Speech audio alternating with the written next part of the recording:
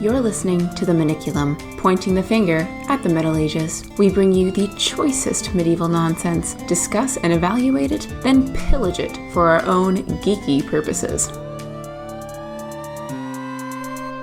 Happy Halloween. As I see you've got a thematic headband. I do. It's my pumpkin spice headband because I am a basic bitch in that regard. I love everything pumpkin. And I will shamelessly enjoy my pumpkin-themed everything as long as it lasts. Even though pumpkin spice is characterized by the absence of pumpkin? Is it? It's the stuff you would put in a pumpkin pie, but no actual pumpkin. Well, that's depressing, and that's not how I make my own pumpkin spice. I have questions about making your own pumpkin spice. Well, like, I make my own pumpkin spice lattes and stuff. I did not know that was something you could do. Oh, yeah. Like, you get canned pumpkin. Wait, you put actual pumpkin in them? Yeah. Wild. Yeah, okay. It's like, okay, I really enjoy it. You get, like, a pumpkin, and you get cinnamon, and you do get the actual pumpkin spice, and you make, like, a simple syrup out of it, and you strain it, and so you have, like, a coffee syrup. And so yours does include pumpkin? It does include pumpkin, yes. That's blowing my mind.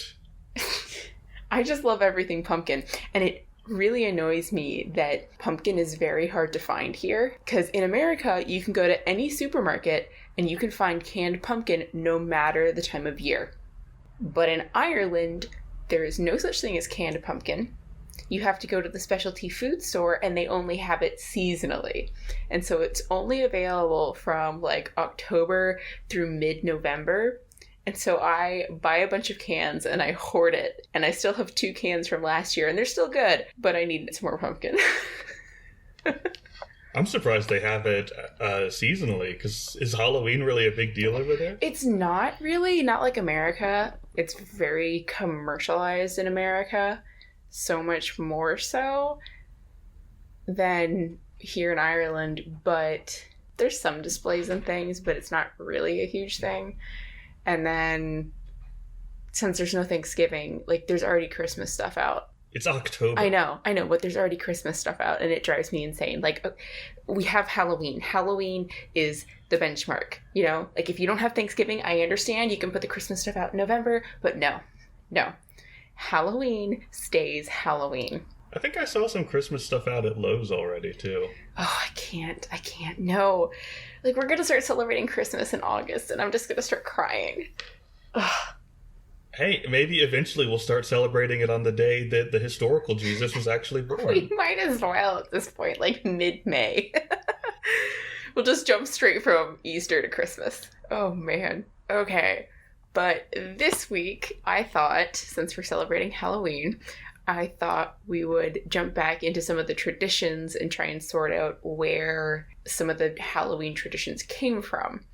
Because I really love Halloween. It's one of my favorite holidays. It's always been one of my favorite holidays. Or All Hallows Eve, or All Saints Day, or Samhain, or Samhain, however you pronounce it. I'm not very good at it. But the Celtic tradition, if you prefer that one.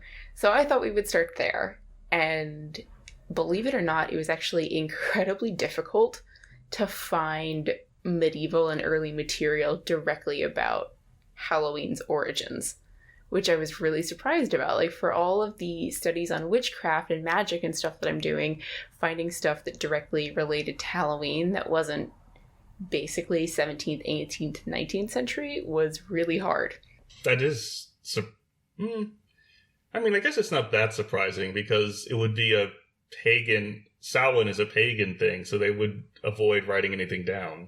But the interesting thing about it is that Halloween's Christian tradition is actually incredibly early, and it's earlier than I thought it was. So we're gonna jump into that. And if anyone out there has any extra special expertise on Halloween, I'm very interested, because I was scouring JSTOR and Trinity's library trying to find documents about this. Even secondary literature about Halloween was hard to come by, and I don't know if it's just because it's not digitized or because the libraries are shut down due to COVID. I don't know, but it was trickier than I thought to find any like actual scholarly material. So I did find a couple of things, but for the most part it's gonna be like folk tales that I finally rooted out from more traditional books. So that's where we're gonna start. Wait, your libraries are still shut down? The libraries are open for students to come in, and it's very strange. So you're not allowed to come in and sit, or you can like book a space to come in and study or sit, but it's only for certain hours, and there's limited hours, and there's limited spaces. So like you can put a bunch more people in the library than are actually in the library. And to me, I don't think it makes a lot of sense. Like, I understand we have to be cautious, but you can fit a lot more people in the library than you are. It's very empty. It's very strange. I guess it's just about making sure it doesn't get crowded. Yeah, but I mean, you've got whole floors that are empty. So I don't know, but that's not something I'm in charge of. That's the government and Trinity's job. I do know that one of my course mates she was in Texas, those libraries were still closed. So she wasn't able, like she came back to Dublin because she couldn't actually do her dissertation because the libraries in Texas were still closed. Ours is open now, but you can't touch the books. You can't touch the books? You have to put in a request with a librarian and they'll get one for you. Oh, that makes sense. That's how we were doing it. If something's in the stacks, you have to request it from the stacks, obviously. But you can actually go into the library and pick out the book, but you have to know which book you're going to get so you don't touch any of the other books. So it's very strange. I feel like we're going to start bringing back like the book chains, in the library, so no one like takes the books or steals the books. Feels very medieval. Yeah, I read The Name of the Rose over the summer, and that's what I kept thinking of. Yes, exactly. The forbidden library, the knowledge that can never be brought out again. We are going back to that, and it makes me sad. There are these big sheets of plastic covering the bookshelves in Hissy Library. Are you serious? You can't have people breathing on the books, so you might get them sick. Oh my gosh. Even Trinity hasn't done that. Oh, that's very strange. Well, we are in the middle of a state that has historically not been taking COVID very seriously. That's fair. At the beginning of the outbreak, we were one of the states that it just didn't touch because why would anyone go to Indiana? Fair enough. But because of our inability to actually do anything about it, I think now we're about right in the middle in number of COVID cases. I was going to say, because the people that got hit real hard at the beginning, like New York, like that spiked and then it went down, and so it stayed down, and then like sort of the middle of the US, it's sort of been a steady trend upward that's going to go back down again, I think. Yeah, I saw a wild graphic that was states by political affiliation and number of COVID cases over time. Oh boy. And and it's animated, so you can just sit there and watch like all the deeper blue the state is, the quicker it like drifts down. Wow. Because those are the ones that took it seriously. Believe in science. Wow, that's amazing. And then the ones who were like, I'm sure that President Trump is right, and there's nothing to worry about. You can see them go up. Oh dear. That's so frustrating. Yeah, I wish people would take it more seriously here. People are like still going on holiday, or they'll go into Northern Ireland in order to fly out of Northern Ireland because there's more travel options. Or they'll fly into Northern Ireland, and then when they cross the border and come into Dublin, they don't technically have to quarantine because like they drove in from Northern Ireland, so they weren't technically abroad, but they just flew in to like shortcut it. Mm-hmm. So it's very frustrating, and like the more I look at it, the more I see it's a worldwide phenomenon. It's not isolated to the states who are acting poorly. Like people in Dublin are not being smart about this, and it's very frustrating. Like, lads, don't go to the pub, please. Like, it's not a good idea right now. The states are apparently the worst, though. We have we still have the highest number of cases. Yep. We're number one. We're number one. Oh dear, in all the wrong ways. All right, but given the COVID update. Yeah, sorry. No, that's okay. That's okay. I mean, that's all there is to talk about at this point. Like, other than like I'm doing the dissertation, going to the gym, and doing this, and that is basically my life right now. So there's nothing else to talk about or to do anyway. But okay. So Halloween, or All Hallows Eve, or Samhain, whatever you want to call it, it is sort of known as being a more pagan holiday, depending on which tradition you come up in. And sort of depending on that tradition or how you grew up, sometimes, especially highly Christian parents, my neighbors were among them in Alaska, would not let their kids go out trick-or-treating, or they wouldn't decorate because it's a pagan, quote-unquote, holiday. There's been a recent revival of neo-pagans and Wiccans who've, quote-unquote, taken back the holiday. So that's been really interesting to get into and to study, because I realized, okay, some of the traditions that these Wiccans and neo-pagans have taken back are actually Christian in origin. So I thought that was really interesting, because sort of how we talked about, like, the Gestina Romanorum has these issues. A lot of the Irish sagas have these issues where the lines between what is pagan and what is Christian get really blurred. And what is a pagan tradition? What is a Christian tradition? Where do we draw that line? Where do we find the origin? It's kind of hard to tell. So that has a lot to do with Halloween traditions. So hopefully we'll get into some of that. Okay, so from the very top, if we go back to the earliest traditions, and that's the pre-Christian traditions, the Samhain, I really can't say that word. I think it's Samhain. Samhain. Because as I kept researching it, there were different, like, every article had a different way of how you pronounce it, and so I never knew. So Samhain. Oh. Yeah. The way I usually see it written out is, like, it's an emphasis on the ah, and then the WN is just kind of smushed together. Smushed on. Like, that would make Samhain. sense. Samhain. Okay. So anyway, the earliest tradition of celebrating October 31st was from the pre-Christian Celtic or Gaelic tradition of measuring the year. And the Celts sensibly split up the year into 4 basic seasons based upon light and dark. Hey, we do that. Yes!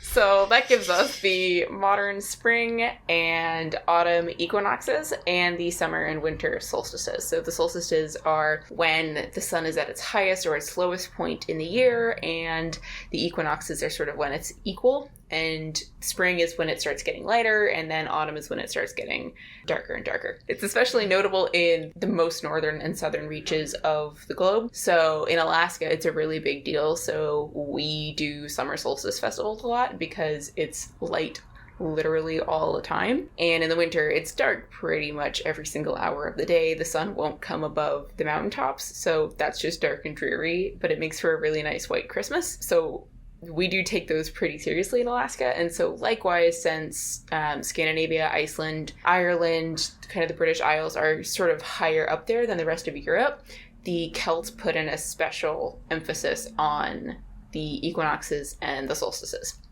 Every time you talk about Alaska, I go, man, that sounds nice. Maybe I should go up there. And then I remember that it's always cold.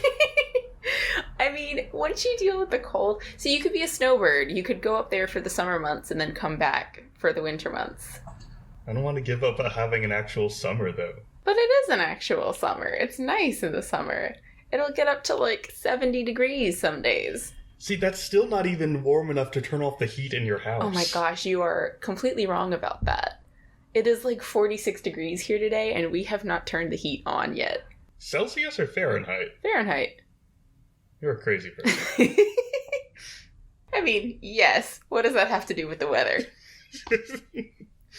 So, because human nature means that we love festivals, the Celts decided that we're going to have a corresponding festival, with each one of these seasons. So those are traditionally known as Imbolc, Beltane, Lammas, which is also known by its Irish name, which is Lucenach, which has a horrible Lammas spelling. is a Christian name. Yeah, so Lammas is the Christian name, but the Irish pronunciation is Lucenach, which is spelled differently, so it's LughnasAdh. Yeah, for the god Luke, right? Yeah, for Luke, yeah. And then there's Samhain. So an expanded calendar was also developed later on, which does include some of the Christian holidays, including Yule, which is analogous to Christmas. There's Ostara, Litha, and Mabon as well. So people who are sort of interested in those more Celtic traditions or who go by those seasons might be more familiar with that calendar as opposed to our Romano-centric 12-month calendar. Oh yeah, and I made a note here. So each of these festivals has a highly integrated Christian tradition because Christian culture became so pervasive in England and Ireland, and it would be disingenuous to say otherwise. So yes, these had pagan origins, and also it became so highly integrated with Christian culture that sometimes what we see as, or what people want to celebrate as highly pagan is actually not that highly pagan, and that's no disrespect or no offense to those traditions. It's just sort of, we've flipped the narrative so much that some of these things have become anachronistic, is my point. Mm-hmm. And a lot of it is to do with the early church co-opting pagan practices just so they could make conversion easier. For example, this came up in my master's thesis, which is why I know it. Lammas is actually a contraction of the Old English phrase hlafmas, meaning loaf mass, because this was an invention of the church in the British Isles. It wasn't something they did elsewhere. They were taking over a local harvest festival by basically having the population bring the first fruits of the grain harvest to the church in the form of loaf mass.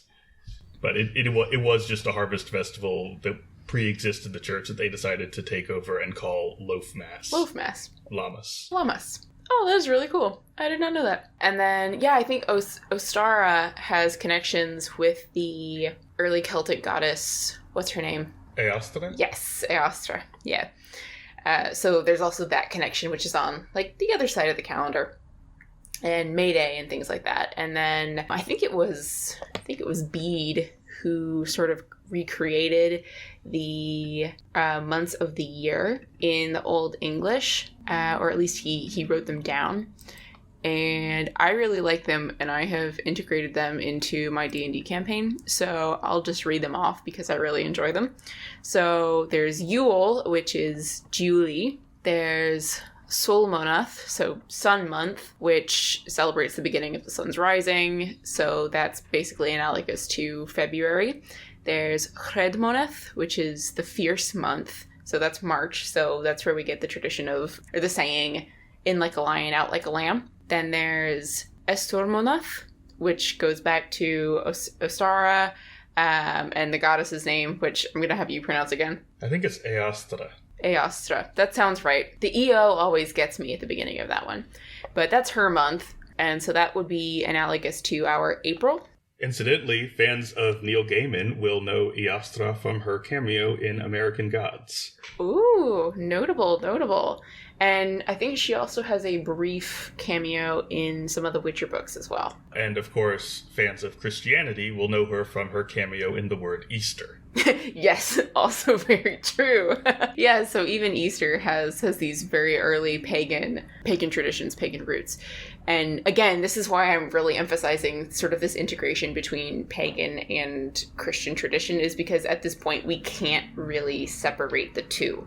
So if you celebrate Christmas, you are celebrating things that have to do with early pagan tradition just as much as you are celebrating Jesus Christ. Like, you cannot split those apart at this point. There's Thrimilchi, which is analogous to May, and that was so called because it's starting to get warmer, it's starting to get into summer, and you can milk the cows 3 times a day. There's Lida, which also refers to June and July, so that's kind of smushed together into one really big season, referring to the mild seasons. There's Weodmonath, which is weed month, because that's August, so that's when the weeds start popping up. There's Halekmonath, which is the holy month, which is analogous to our September.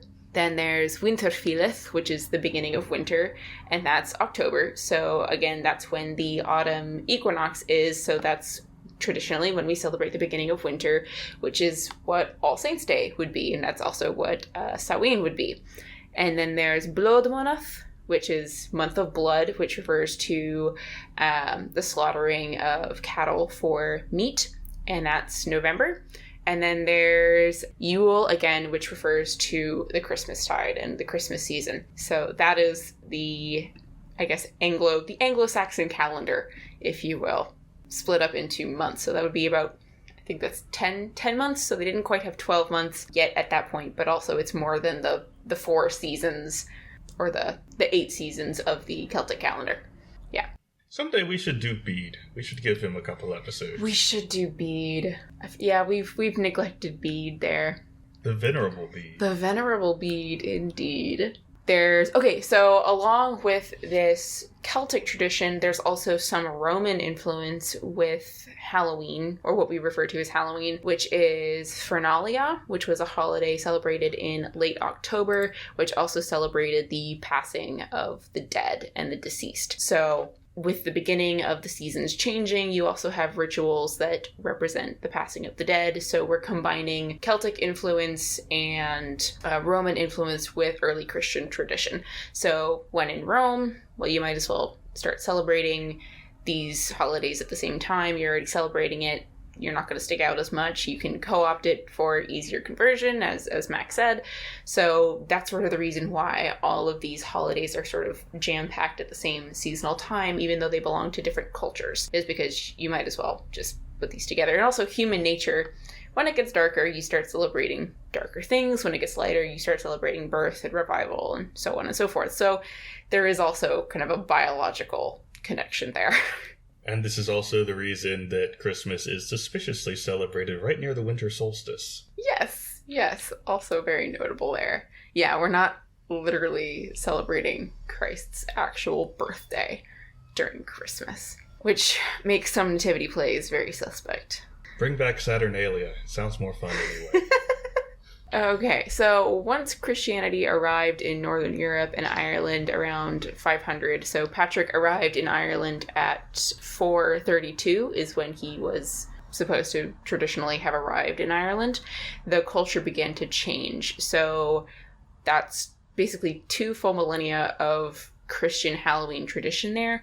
So it's hard to argue for Halloween or even Samhain really being a purely pagan holiday, but it's also not fully Christianized for a while either. So Pope Gregory III named November 1st as All Saints' Day, or Hallowmas, and it celebrated the saints, which is where All Saints' Day comes from, and then he also included the martyrs with that, and so it starts people start celebrating the passing of the dead. So it's saints, martyrs, and also the dead. And since many holidays begin with vigils the night before, everything sort of shifted over by a night to October 31st instead of November 1st.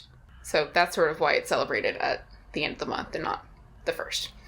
Unless you are in Latin America, in which case you have Dia de los Muertos, which is still celebrated November 1st and is part of that same tradition that you were just describing. Yes, Day of the Dead. They have the best cooking. Anyway, that is a side note, but I love how colorful it is. That's one of my favorite parts about the Dia de los Muertos. Bleh. My accent is not very good. But yes, the Day of the Dead. So there are some general beliefs about the holiday, which were held by the medievals, that were kind of Christian, kind of not Christian, which is the equinox signifies a liminal time, so a time of change. So dawn and dusk were believed to be sort of when the veils were thinnest. So you didn't just have the world that you see around you, there's also the ether, there's heaven, there's hell, there's sort of this other world that sort of sits like a veil on top of our world, which is, you know, the elves pop in and out, the fairies pop in and out. So we've seen that in some of our stories already, people just popping up and then disappearing again. That's where they're coming from, I suppose, is one way you could put it. So the equinoxes, especially going into the winter equinox, was the time, or is the time, when those veils are thinnest, when we are least separate from the dead, the occult, etc. So communing with the dead and raising of the dead is a lot easier at this time. So it's at this time you'd have vigils, you would have prophecies or foretellings, divination would be very popular at this time, and then burial ceremonies, or I'm trying to think, there was something else, but it flew away. Necromancy. Also necromancy, yeah. Which, as I mentioned in a previous episode, it just makes me laugh so much that, historically speaking, clerics were the ones who were most often the necromancers. Like, we're not talking about, you know, witches in cabins or guys in their basements raising the dead. We're talking about actual priests and clerics who were the number one necromancers during the medieval period. Well, they're the ones who can read the spell books. Well, yeah, they're the ones who can read the spell books, and it's also, okay, well, I've got power over demons, so here we go, you know? I didn't flunk out of med school for nothing. You fail at Oxford, you might as well go be a priest and become a necromancer. It's another... That would be a great D&D character concept. Someone who's a necromancer because they failed to be a doctor and they're just really stubborn. I think that would be hilarious.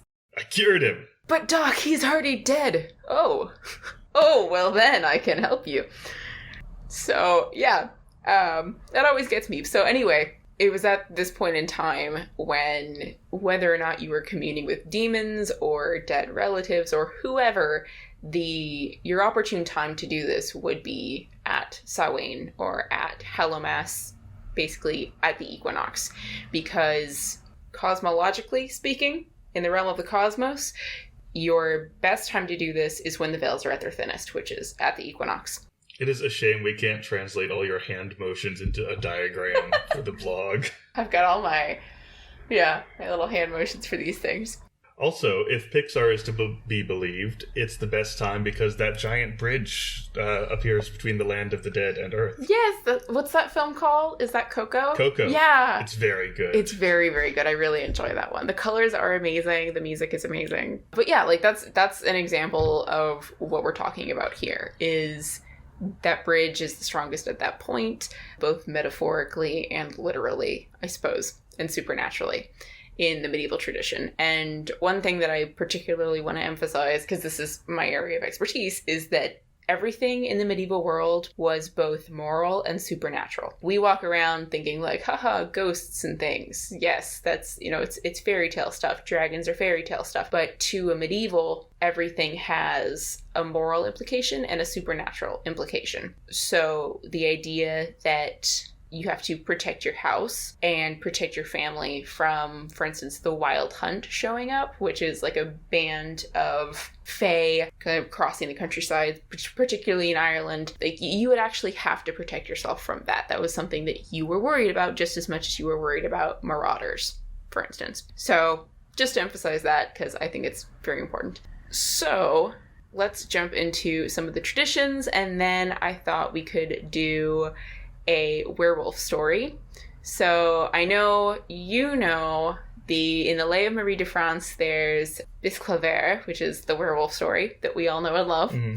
But one thing that I wasn't sure whether you knew about, so I decided I wanted to surprise you, is that there is an Icelandic saga, which is a retelling of this story. I did not know that. Yeah, so I found a great translation of it, and I thought we would do both because they're pretty short. Does that make it a Thotter, or is it a saga? I think it's technically called a saga. Let me pull it up. It is Tidal Saga. Huh. Yes. That's wild. So it must be a very short saga. It is a very, very short saga. Because the lay is also very short. So we'll jump into that one in a little bit, but first I want to get through a couple of the traditions. So trick-or-treating, for instance, our modern conception of trick-or-treating comes from a Christian tradition of souling, which comes from a tradition of mumming. So you might have heard something like a mummers dance. Mummers were amateur groups of actors who would go around. And so the tradition combined several cultural touchstones and superstitions, including that you offer food to whoever knocks on your door. So you don't turn away anyone empty-handed, especially on a festival day. So this protects you from demons, but it also protects you from these local mummers who would go around and enact short plays. They would sing songs. It was basically like caroling, and you would call that souling or mumming, and villagers would get involved, the actors would get involved, and so you passed around food, beer, mead, whatever you had, and you'd go house to house. And so over time, it became a tradition, and these little things called soul cakes were expected. So when I was doing research about this, there were a lot of instances of, I suppose you could say, modern witches or people who wanted to celebrate Samhain in a more Celtic tradition saying like, okay, we're going to make soul cakes, but this is entirely a Christian tradition. Well, okay, pitch in. You could argue that it is a survival of an older pagan tradition because I may have mentioned my master's thesis was about bread. Ooh, okay. English tradition. There are some indicators that soul cakes derive from a pagan tradition originally, possibly from the Sin Eater. Do you know the Sin Eaters? Vaguely. Remind me and the rest of our listeners who are not familiar. All right. So this was an old tradition that was documented in parts of England as late as the 17th century, and it was referred to there as an old pagan tradition. Okay. Where when someone dies, you bake a loaf, and in some cases you let the loaf rise, actually lying on top of the corpse. And it's supposed to absorb the sins of the dead. And there's a special person in the village, the Sin Eater, who will eat the loaf and take the sins onto themselves so that the dead people can go to heaven or whatever. Interesting. It's like the goat in the Hebrew tradition. There's a word for that. The scapegoat. Yes, yeah. Thank you. The scapegoat. Yeah, there's a lot of kind of indications that this was an idea that was kind of around in Northern Europe. I'm interested. Well, I'm just interested in that because insofar as I'm familiar with sort of the pre-Christian Celtic tradition and religion, they didn't have a very big idea of remission of sin, so to speak. No. And that's definitely a Christian corruption. Right. But here's the fun part. Okay. There was always some kind of connection between, like, bread rising and the soul. Like, because the yeast brings life to the bread. Right. In the same way the soul brings life to the body. Makes sense. And so you see a lot of kind of reflections of that in Scandinavian cultures. You'd have the Erfiøl, which is the funeral ale, where they have the bread and beer. In one of the charters for one of the earliest, like, peacekeeping forces in Anglo-Saxon England, they specify that if one of the members dies, everyone else has to offer a Jesúfultlaf, or a loaf with schmear, for their soul. I like that. And one anthropologist who, was back in the day, so it's kind of hard to confirm this now. One anthropologist who looked into this a while back claimed that he had found people in, I think it was somewhere in like rural northern Germany, who still practiced an older form of the tradition where the eating the loaf wasn't about like taking away the person's sin, but the family of that person ate the loaf, split up the loaf among themselves and ate it in order to retain the qualities and soul of that person in their family. That makes more sense. See, that would click more with what I know about that tradition, the pagan tradition. Huh, that's interesting. Okay, so the soul cakes could very well have a very early pagan root. But by the time you get to the Middle Ages... Hundreds of years of corruption to get to trick-or-treating, but yeah. Oh, yes. Oh, for sure. So by the time you get to the medieval period, it became soul cakes, and they sort of look like hot cross buns. I know that hot cross buns are an Easter tradition, but sort of picture a hot cross bun, and the reason I say that is because you would either cut or stamp a cross into it, because traditionally, when you stamped loaves like that with crosses, they were alms for the poor. So that's why soul cakes have little crosses on them traditionally, and so you would start passing those out. And so instead of the church passing out food for the poor, Halloween became a tradition where the community directly gave to the poor and also created a festival with drinking and carousing and mummers' plays and things like that. So that's sort of generally where trick-or-treating comes from. There's also a Welsh and an Irish tradition. In Ireland, you'd get people who would dress up as the Llarban, which is like the white horse, and they would go house to house and recite verses, and those had a lot of pagan overtones, so you would get a lot of that. Okay, I think I've heard about this on the internet. Is this the thing where you have to rap battle a horse or he'll drink all your beer? Yes. So that's the Welsh tradition. It's also an Irish tradition. Yeah, you have to exchange verses with this guy dressed as a horse. With an actual horse skull? Yes. This is not a papier-mâché thing.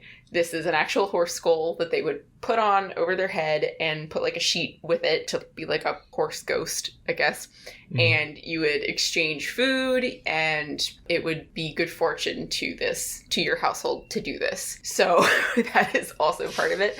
There's also the tradition of the Yule Log, which we think of more as a Christmas tradition, but it does have to do more with the equinox, where there would be big druid bonfires traditionally, and you would take part of that fire into your house, and that's the fire that you would use to keep your house lit and warm all winter long. So that's sort of where we get our Yule Log tradition. So I know that's more of a Christmas thing, but it originally kind of happened around the Halloween time, because you would protect your house from spirits, you'd protect your house from marauders, you'd be providing alms to the poor and participating in a festival sort of all at this time. So that is where trick-or-treating comes from. And then the other really interesting tradition that I wanted to get into was jack-o'-lanterns. Are you familiar with the origin of the jack-o'-lantern? Vaguely. I think they're tied in with the will-o'-the-wisp. I know they used to be turnips or something. Mm-hmm. And someone I know has been insisting to me recently that whoever has the most pumpkins by Halloween wins October. But I don't know if that's a real tradition or if that's just something they do. I think that's just something they do. But, you get those pumpkins. But anyway, so the story of the jack-o'-lantern is also known as the story of Stingy Jack. And I know that I know I'm based in Ireland, and apparently the Anshe have just given me all the lore about Ireland, because I keep finding all of these stories have to come back to Ireland. And maybe that's just because Trinity has a bunch of Irish history and not anything else. But regardless, to get back to Stingy Jack. So this is, apparently jack-o'-lanterns come from Ireland, which I did not know. But it's this old folk tale that is traditionally called the story of Stingy Jack. So the way the story goes, a long, long time ago, whenever that is, in fairy stories, there was a guy known as Stingy Jack who would get drunk, and he was basically the village idiot. He was good for nothing. And apparently the devil took notice of him and thought he was rather clever. So Satan pops up from his little hellhole and finds Jack, and he's like, I want you. You've got a bad reputation. You're a dreadful sinner. I'm going to take you with me. I want you to join Hell's army. Yes. So, your time has come, Jack. You've been a terrible sinner. Come with me. And Jack recognizes Satan for Satan, apparently, because he's not making any bones about disguising himself here. And no, I'm sure he's all red with the horns and stuff. Yeah, the traditional way of picturing Satan, however you want to do that. Or maybe he's the sheriff from Oh Brother, Where Art Thou? That'd be great. Fantastic movie, by the way. Love that film. Great soundtrack, too. And the whole thing's an allegory for the Odyssey, is it not? Yeah. So... yeah, with Sheriff Satan playing the role of Poseidon. Yes, that's right. Poseidon. So anyway, Jack sees Satan, recognizes him for who he is, and says, all right, fine. I'll come with you, but let me have a drink first. Because he's a good Irishman, and, you can't go down to hell without, a drink. And so he invites Satan to come and drink with him. So they go into town, they go into the pub, they have a drink together, and Satan at this point is kind of impressed. He's like, okay, look at the balls on this guy for asking me to have a drink. And Jack, being known as Stingy Jack, says, okay, why don't you, Satan, show off your powers here, metamorphose into a coin, and pay for the drinks, because I don't have any money and I don't want to pay. It's my last drink. Why, it should be on you. So Satan's like, all right, the ball's on this guy. So he does. So Satan, poof, turns into a silver coin, and Jack picks up the coin and puts it in his pocket, which happens to have a crucifix in it. Because he may be a dirty sinner, but he's a good Irishman, which means that he also has a crucifix in his pocket. I'm confused about Satan's problem-solving skills here, because I feel like he should be just as capable of just conjuring up a coin out of thin air as turning into one. I know.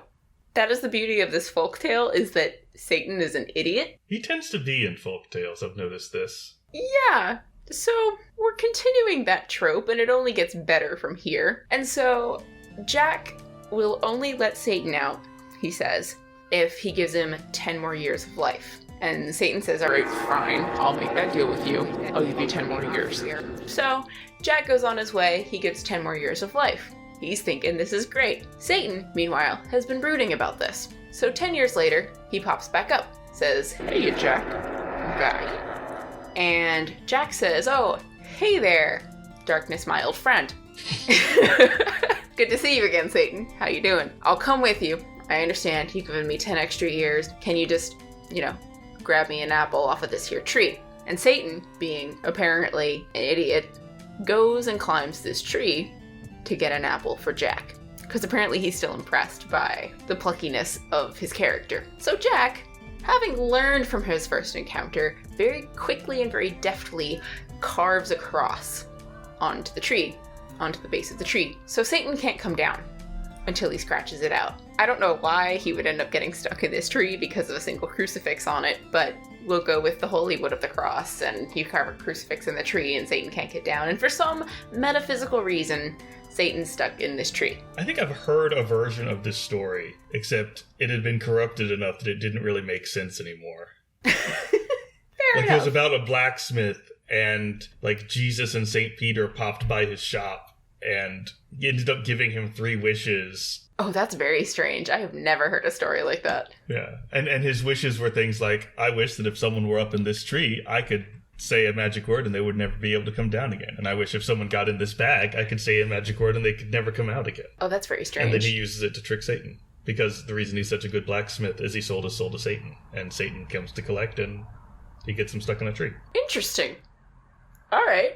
I'll see if I can find the source for that so we can put it on the blog. Future Mac speaking. The story I'm thinking of is a Norwegian folktale entitled The Smith They Dared Not Let Into Hell. When I went to look it up, I discovered it was actually apparently a fairly obscure one, at least in the English-speaking world under that title, because the only Google results for that title, in quote marks, are someone who is doing an independent project translating Norwegian folktales into English. Good on that guy. We'll put a link to that website on the blog. And the episode of the podcast What the Folklore, which is where I heard it from in the first place. So there you go. He's a very lucky blacksmith if he's being, graced by Peter, Jesus, and Satan's presence. Well, it doesn't go well. Fair enough. And Jesus and Peter are just as questionable as anyone else in the story. Oh dear, as folktales go. So anyway, Satan is stuck up in this tree, and Jack says, I will scratch the crucifix out, and you can come down, but you have to promise that you're never going to get me in hell. And so Satan agrees to this. And so Jack goes on with his life, and when he eventually dies from his ruptured liver and excessive alcoholism, he tries to get up into heaven, and being a filthy sinner, he cannot. So he goes to the gates of hell, and lo and behold, Satan is waiting for him at the gates and says, no, sorry bud, I am keeping my promise. You're not getting into hell. So now Jack is stuck between both worlds, but Satan does give him one final gift. He flicks off a little glowing ember in front of him to light his way back to the world of in-between. And so, because you really don't want to have the ghost of Stingy Jack in your home, people would carve out turnips and rutabagas, because they didn't have pumpkins in the old world in Europe. They would carve out turnips and rutabagas and make little faces in them and little candles in them to light the way like little embers, so Jack would go past their houses when the veils were at their thinnest. And so when people came to the New World, when they came to North America and found pumpkins, they continued on the tradition, and pumpkins were way easier to carve, and it became a super big thing. So that is where the jack-o'-lantern comes from, because it's Jack of the Lantern. That is a good story. Yeah. And again, it's much better than the folklore version I've heard before. I think it's a very satisfying little story, and it makes sense, because he's stuck in between worlds, and you've got to, keep him out of your house, and, it's nice. You see these little pumpkins, and you're like, oh, we're lighting the way for this poor guy who's apparently wandering around Ireland. In the version I've heard, when he dies, he tries to go to hell first. Oh. Because he's like, Satan's my buddy, so I'll just go down there and see if he'll let me in. Great. And obviously Satan's like, no. So he's like, I guess I'll try heaven. And then the story kind of cuts out with him trying to figure out a way for him to trick his way past the gates. Oh my gosh, I don't think that's going to go well for you there, bub. So that's the story of Stingy Jack. And I kept trying to figure out whether this was like a text that was written down and carried through, but no, this is just a folk tale that eventually got written down somewhere along the line, and so that's how it's recorded. So that's a couple of Halloween traditions that I wanted to cover because I think they're great. And now we can jump straight into our werewolf stories. Yes. So, generally speaking, there's two types of werewolf stories that kind of dominate Europe. There's... Here wolves and there wolves. Yes!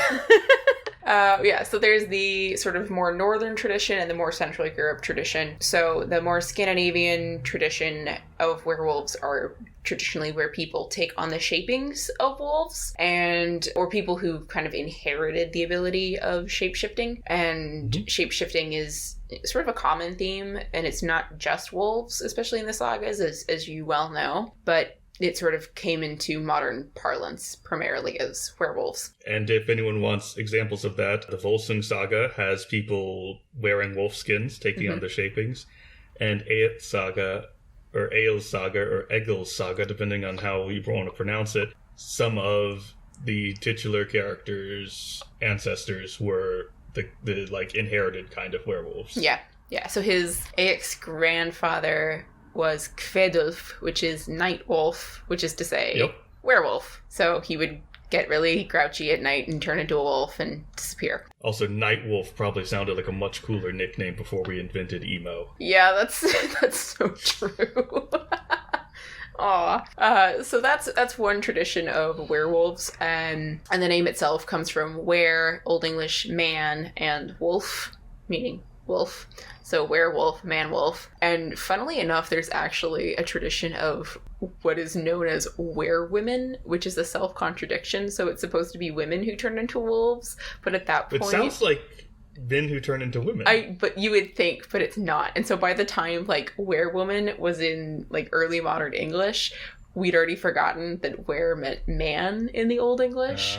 So it just got turned into werewoman, which is just, like, a woman who shapeshifts. That would be a wild thing to add to the trans community, like people who just supernaturally change back and forth. Okay, can't the elves, like in older versions of D&D, elves can do that? Can they? Yeah, in like the first edition of D&D, elves could switch genders at will. I believe that. The first edition had a lot more fairy tale elements. Yeah, at least I think it's the first edition. It was one of the early editions of D&D. But anyway, so yeah, werewomen apparently was also a thing, but that's anachronistic in its own right. So that's the northern tradition, and then the more southern tradition is the more kind of scary version of a werewolf where people are cursed with turning into wolves. And then you start getting the full moon thing and the silver thing, which has more to do with kind of the fae not reacting well to silver, which is interesting to me because in the story of Stingy Jack, Satan turns into a silver coin. Well, Satan's not a fae. I know, he's not a fae. It intrigues me, like, if this had more pagan traditions or had to do with the fae, then I would expect it not to be silver. But I don't know. I just thought that was interesting, so... Well, I mean, he is Satan. He's probably turning into a counterfeit coin. That's true. So we'll just say street smarts. Know your different metals and know that silver and iron will work against the fae, but not against devils. So we'll just add that as a note. That's important. I believe that the D&D rules disagree with you, but I can't remember which one. I mean, I'm just saying this, like, outside of D&D. I'm just saying in general lore. In D&D, It might be different, but in general traditional fairy lore, it's iron and silver. True. And salt. In D&D, I think iron is for either demons or devils, and silver is for the other one, but I can't remember which is which. Yeah. And then in the Witcher universe, some monsters can only be dealt with silver and not iron. So that's why The Witcher carries two swords. But regardless, so that's sort of the two different werewolf traditions. So I'm really interested in seeing how the retold story in the Icelandic Saga sort of retells the Lay of Marie de France, because the Icelandic tradition has more of this benevolent werewolf tradition, but the Lay of Marie de France is coming from France, so it's more of the angry wolf that eats you tradition. So, with that... I don't know. The wolf in Beast Claver... Yeah, Beast Claver. Thank you. He seemed like a very nice chap. Well, yes, he's the exception because he's a godly Christian man. So, with that, let's jump straight into the Lay of Marie de France, which I'm coming at you with the Penguin Classics tradition, or edition. And I do love the Lay because Marie kind of prefaces all of them. So she begins this one with, "In my effort to compose lays, I do not wish to omit Bisclaver, for such is its name in Breton, while the Normans call it Garwolf." So werewolf, essentially, or man-wolf. "In days gone by, one could hear tell, and indeed it was often used to happen, that many men turned into werewolves and went to live in the woods." That's true, I've heard about that. Just all the men, the many men. "A werewolf is a ferocious beast, which, when possessed by this madness, devours men, causes great damage, and dwells in vast forests. I leave such matters for the moment, for I wish to tell you about Bisclaver." So he is very different from the traditional werewolf story of eating people. So, in Brittany, there lived a baron whom I have heard greatly praised. He was a good and handsome knight who conducted himself nobly. He was one of his lord's closest advisers and was well loved by all his neighbors. As his wedded wife, he had a woman who was worthy and attractive in appearance. He loved her and she returned his love. So this is all very fairy tale, and I should preface this by saying the Lay of Marie de France are the epitome of chivalric fairy tale, like the very traditional princess in the castle, knights in shining armor, good kings, romantic courtly love. That is what this tradition is. So that's what Marie is writing about here. But one thing caused her great worry. Each week he was absent for 3 full days without her knowing what became of him or where he went, and no one in the household knew what had happened to him. Hint, hint, full moons last for 3 days. Although, to be fair, I think that if I were her, my first thought would be he's cheating, not he's a wolf. Yes. Well, to be fair, it's just her worrying. She doesn't necessarily know that this has anything to do with werewolves yet. One day, when he had returned home in high spirits, she questioned him. "Lord..." Is that lipstick on your collar? Yeah. "Lord," she said, "my dear, sweet love, I would gladly ask you something if only I dared, but there is nothing I fear more than your anger." Which is kind of a red flag. Yeah, I'm not a fan of that. That's not good.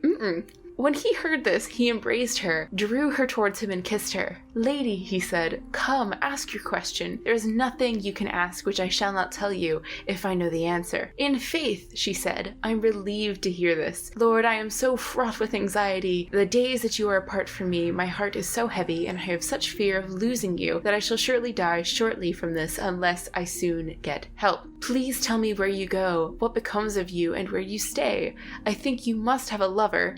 And if this is so, you are doing wrong." So she's calling him out, to be fair. Man, I haven't read this story in years. I had forgotten that she actually did assume he was cheating. Yeah. But that is the natural assumption. It is.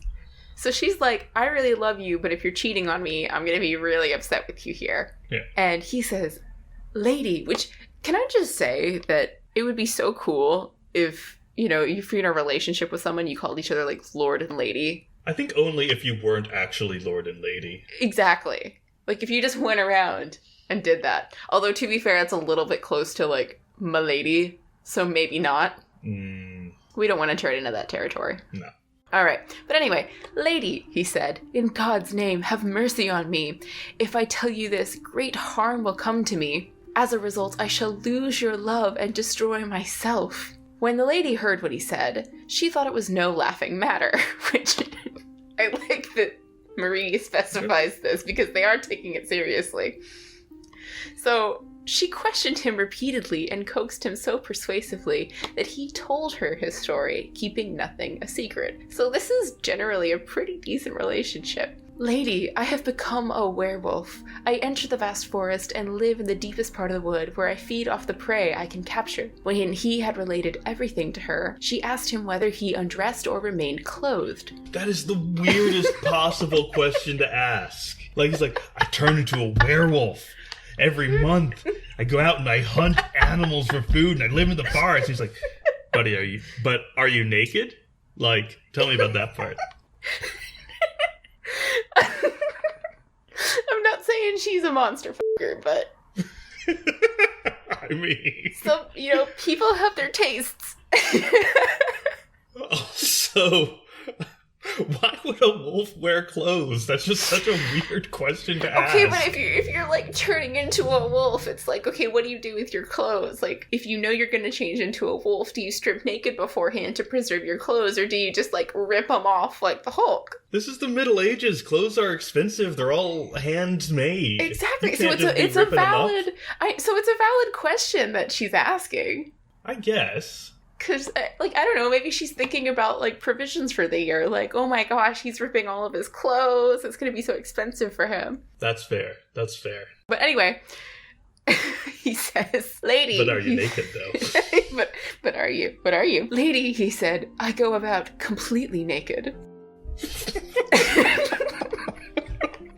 is, really weird foreplay. This is just very strange. Tell me, in the name of God, where do you leave your clothes? So now she's... It's been so long since I read this, I forgot how weird it was.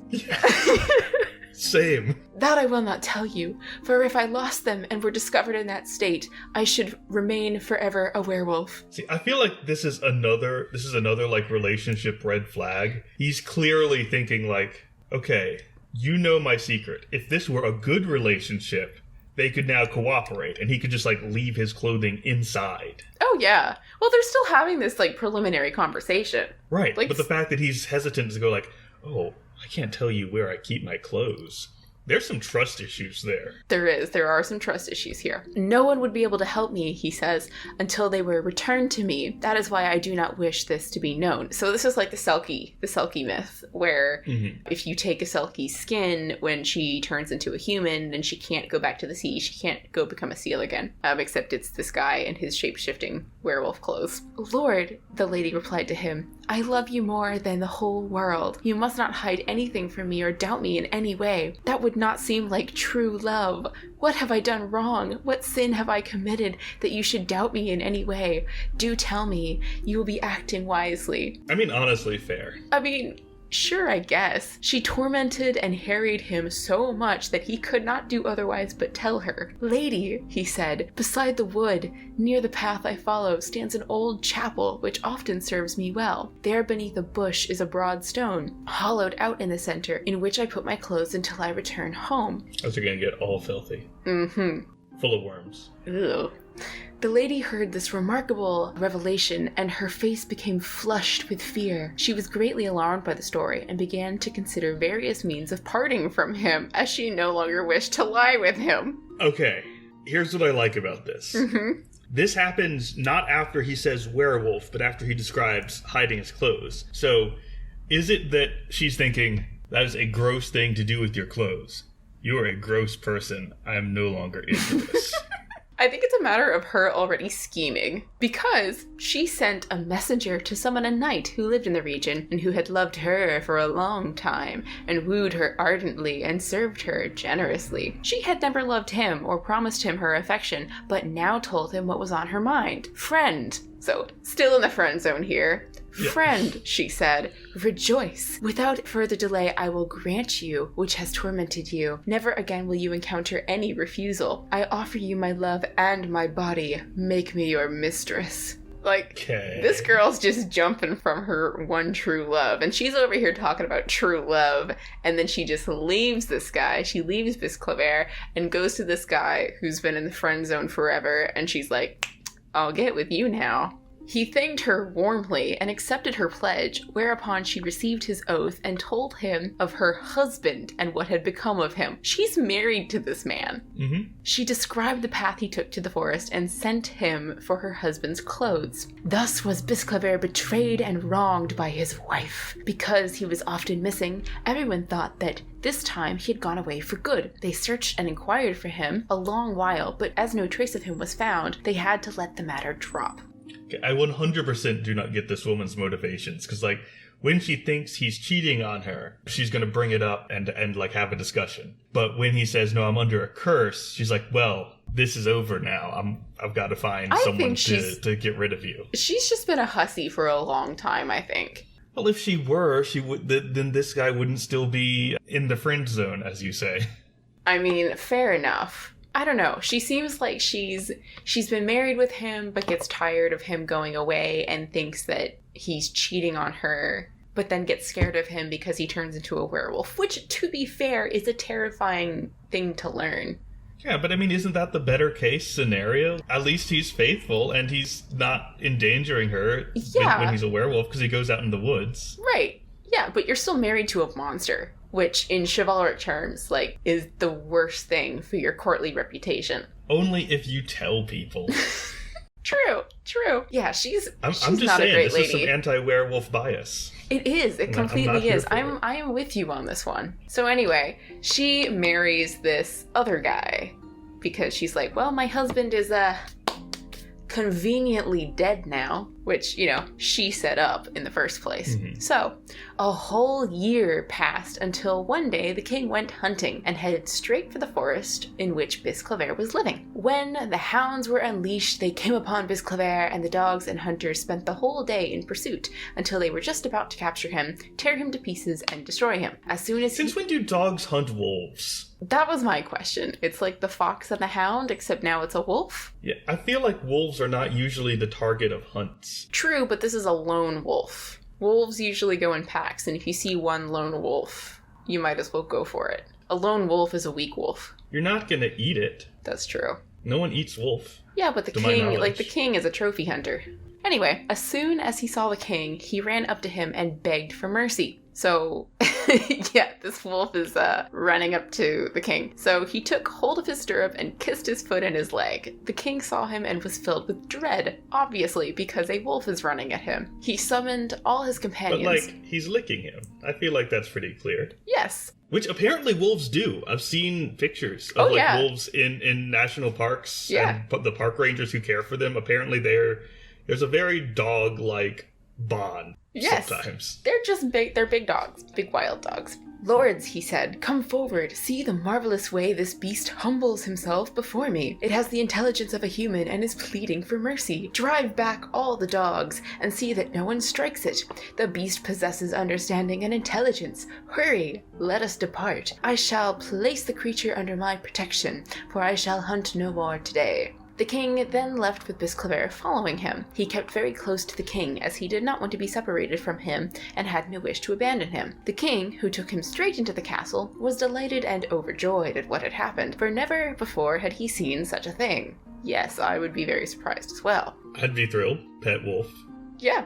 You know, might as well. He considered the wolf to be a great wonder and loved it dearly, commanding all his people to guard it well, for love of him, and not do it any harm. None of them was to strike it, and plenty of food and water must be provided for it. His men were happy to look after the creature, and each day it would sleep amongst the knights, just by the king. Wherever the king might go, it was never wanted to be left behind. It accompanied him constantly and showed clearly that it loved him. Now, hear what happened next. The king held court, and all his barons and those who held fiefs from him were summoned so that they could help him celebrate the festival and serve him all the better. Amongst them, richly and elegantly attired, was the knight who'd married Bisclavaer's wife. He did not realize and would never have suspected that Bisclavaer was so close by, obviously. So soon as he arrived at the palace, Bisclavaer caught sight of the knight and sped towards him, sinking his teeth into him and dragging him down towards him. He would soon have done the knight serious harm if the king had not called him and threatened him with a stick.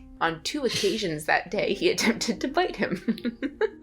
So the wolf suddenly goes feral over this one guy, which, if you've ever owned a dog, if your dog gets a bad feeling about somebody, you generally pay attention, especially if your dog is good-natured. Yeah, that's true. So you do pay attention. And so everyone does actually pay attention in the court, and they all realize that the knight had wronged him somehow, and he was bent on revenge. 100%. If my dog decided she didn't like someone, I would assume she had a point. Oh yeah, absolutely. So the knight whom Bisclavaer attacked was the very first one to leave after the festival. No wonder Bisclavaer hated him, says Marie. I would think he'd be the first one to leave because a wolf keeps attacking him. Yeah, no kidding. This is not a fun party. Not long afterwards, as I understand it, the king, who was wise and courtly, went into the forest where Bisclavaer had been discovered. Bisclavaer accompanied him, and on the way home that night, the king took lodging in that region. Bisclavaer's wife learnt of this, and, dressing herself elegantly, went the next day to speak to the king, taking an expensive present for him, as you do when you go see the king. When Bisclavaer saw her approach, no one could restrain him. He dashed towards her like a madman. Just hear how successfully he took his revenge. So Marie's really into this. He tore the nose right off her face. What worse punishment could he have inflicted on her? From all sides he was threatened, and was on the point of being torn to pieces, when a wise man said to the king, "Lord, listen to me. This beast has lived with you, and every single one of us has seen him over a long period, and has been with him in close quarters. Never once has he touched a soul or committed a hostile act, except against this lady here." Apparently he wasn't there for the mauling at the festival. "But by the faith I owe you, he has some grudge against her, and also against her husband. She has been the wife. She is the wife of the knight you used to love so dearly, and who has been missing for a long time without knowing what became of him. Question the lady here, to see if she will tell you why the beast hates her. Make her tell you if she knows. We have witnessed many marvels happening in Brittany." The king accepted his advice.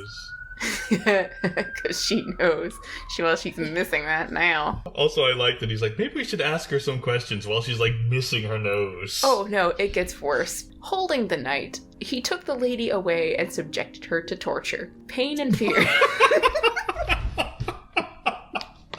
I forgot that was there. They just slipped that one in there. Yeah, so torturing her. That's great.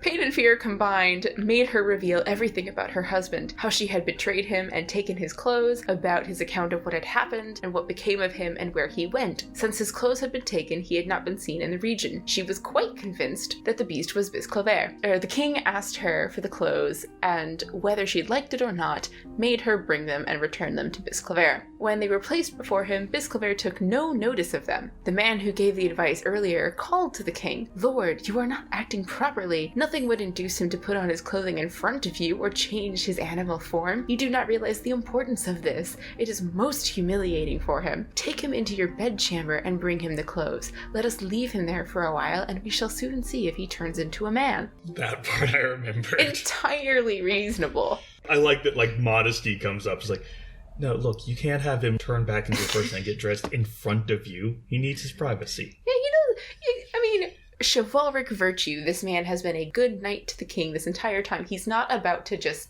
spread everything in front of the king. No. This is before pajamas were invented. Yeah. I feel like there would be less modesty going around.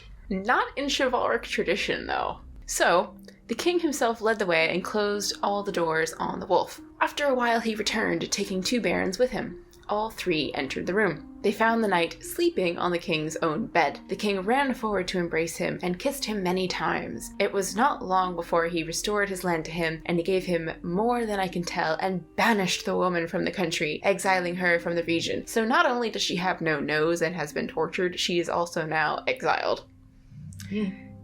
And the man for whom she betrayed her husband went with her. She had a good many children, who were thereafter recognizable by their appearance. Many of the women in the family, I tell you truly, were born without noses and lived noseless, because apparently that's an inheritable trait.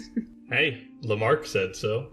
I guess so. The adventure you have heard actually took place. Do not doubt it. The lay was composed about Bisclavaer to be remembered forevermore. So there you go. That is Bisclavaer by Marie.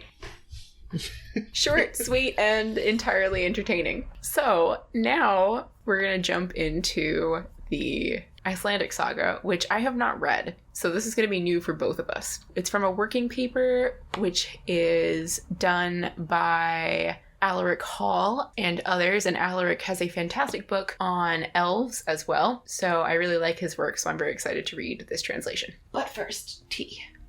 Okay.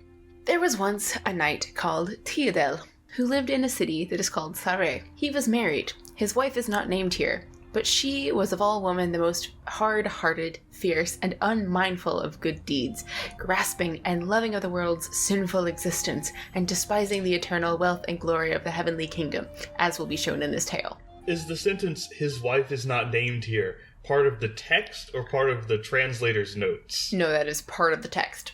You can make up a name, guy. But that would be inaccurate to the original material. Which, you know, like, we're changing the name already from Bisclaved to Theodel, but, you know, they're already making this note. So anyway, her husband had for her the greatest affection, which the Lord had granted and given him, and he knew how well to handle her. In addition, he had studied all 7 liberal arts, and how to count and calculate numbers large and small. It also says he was like Samson in strength, like Absalom in beauty, Solomon in wisdom, and Aristotle in joy, which I've never heard before. Joy? Yeah, in joy. Maybe because of, you know, the poetry, the poetics. I guess. Anyway, I've not heard Aristotle as being incredibly joyful, but that's something new. Also, that is a lot of credentials you've just given this guy. Oh yeah. Oh yeah. The scientific skills were incalculated into his heart, and he'd studied all their branches and roots. What more is there to say that his life was, in all things, at the peak of worldly flourishing, which God had brought and lent him?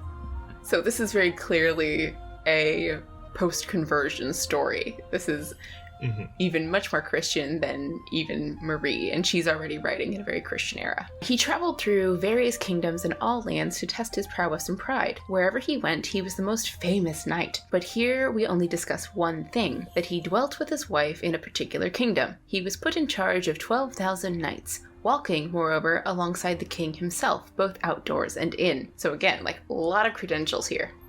But although this man had everything going for him, he had one great flaw in his situation, which seems strange to everyone, that he would disappear from the king's retinue for 2 days at a time, so that no one knew what had happened to him. The king, his court, and also his wife marveled at this, and she felt such sorrow and grief that she could not, on account of the love for which she pretended to have for her husband whatever happened, cope with him not coming home for that whole period, as was mentioned above. Now, people had no idea what might have become of him, but after the aforementioned time, Sir Theodel would come home and everyone was pleased to see him.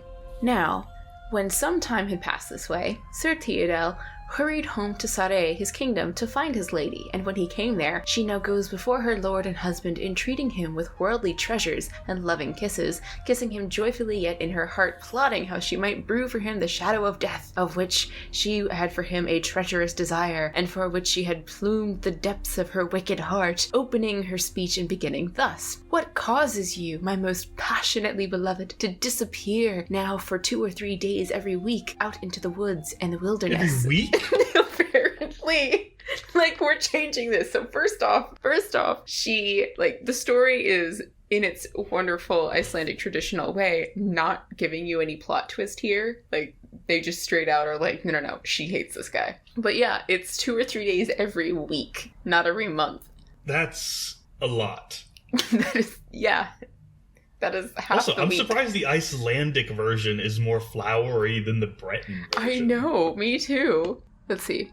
Yes, indeed, no one knows what happens to you, and it's hard enough for one woman to have to defend a leaderless kingdom, not to mention missing all the love for which you ought to grant me in bed, which female people love best, and miss most if something delays it. Like, wow, okay. I mean, you know, good for her. Yeah. There is no field or fruit of the orchard in the world that doesn't need some dew and moisture if the heat is too fierce. Oh, wow. Oh, wow.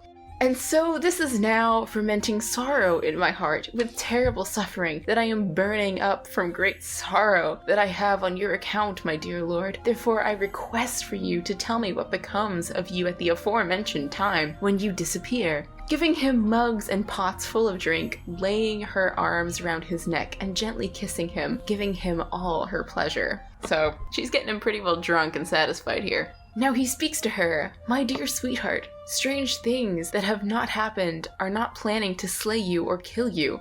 And there's a footnote here that says it's difficult to make sense out of what this means, but the implications are you don't have to kill yourself over things that haven't happened.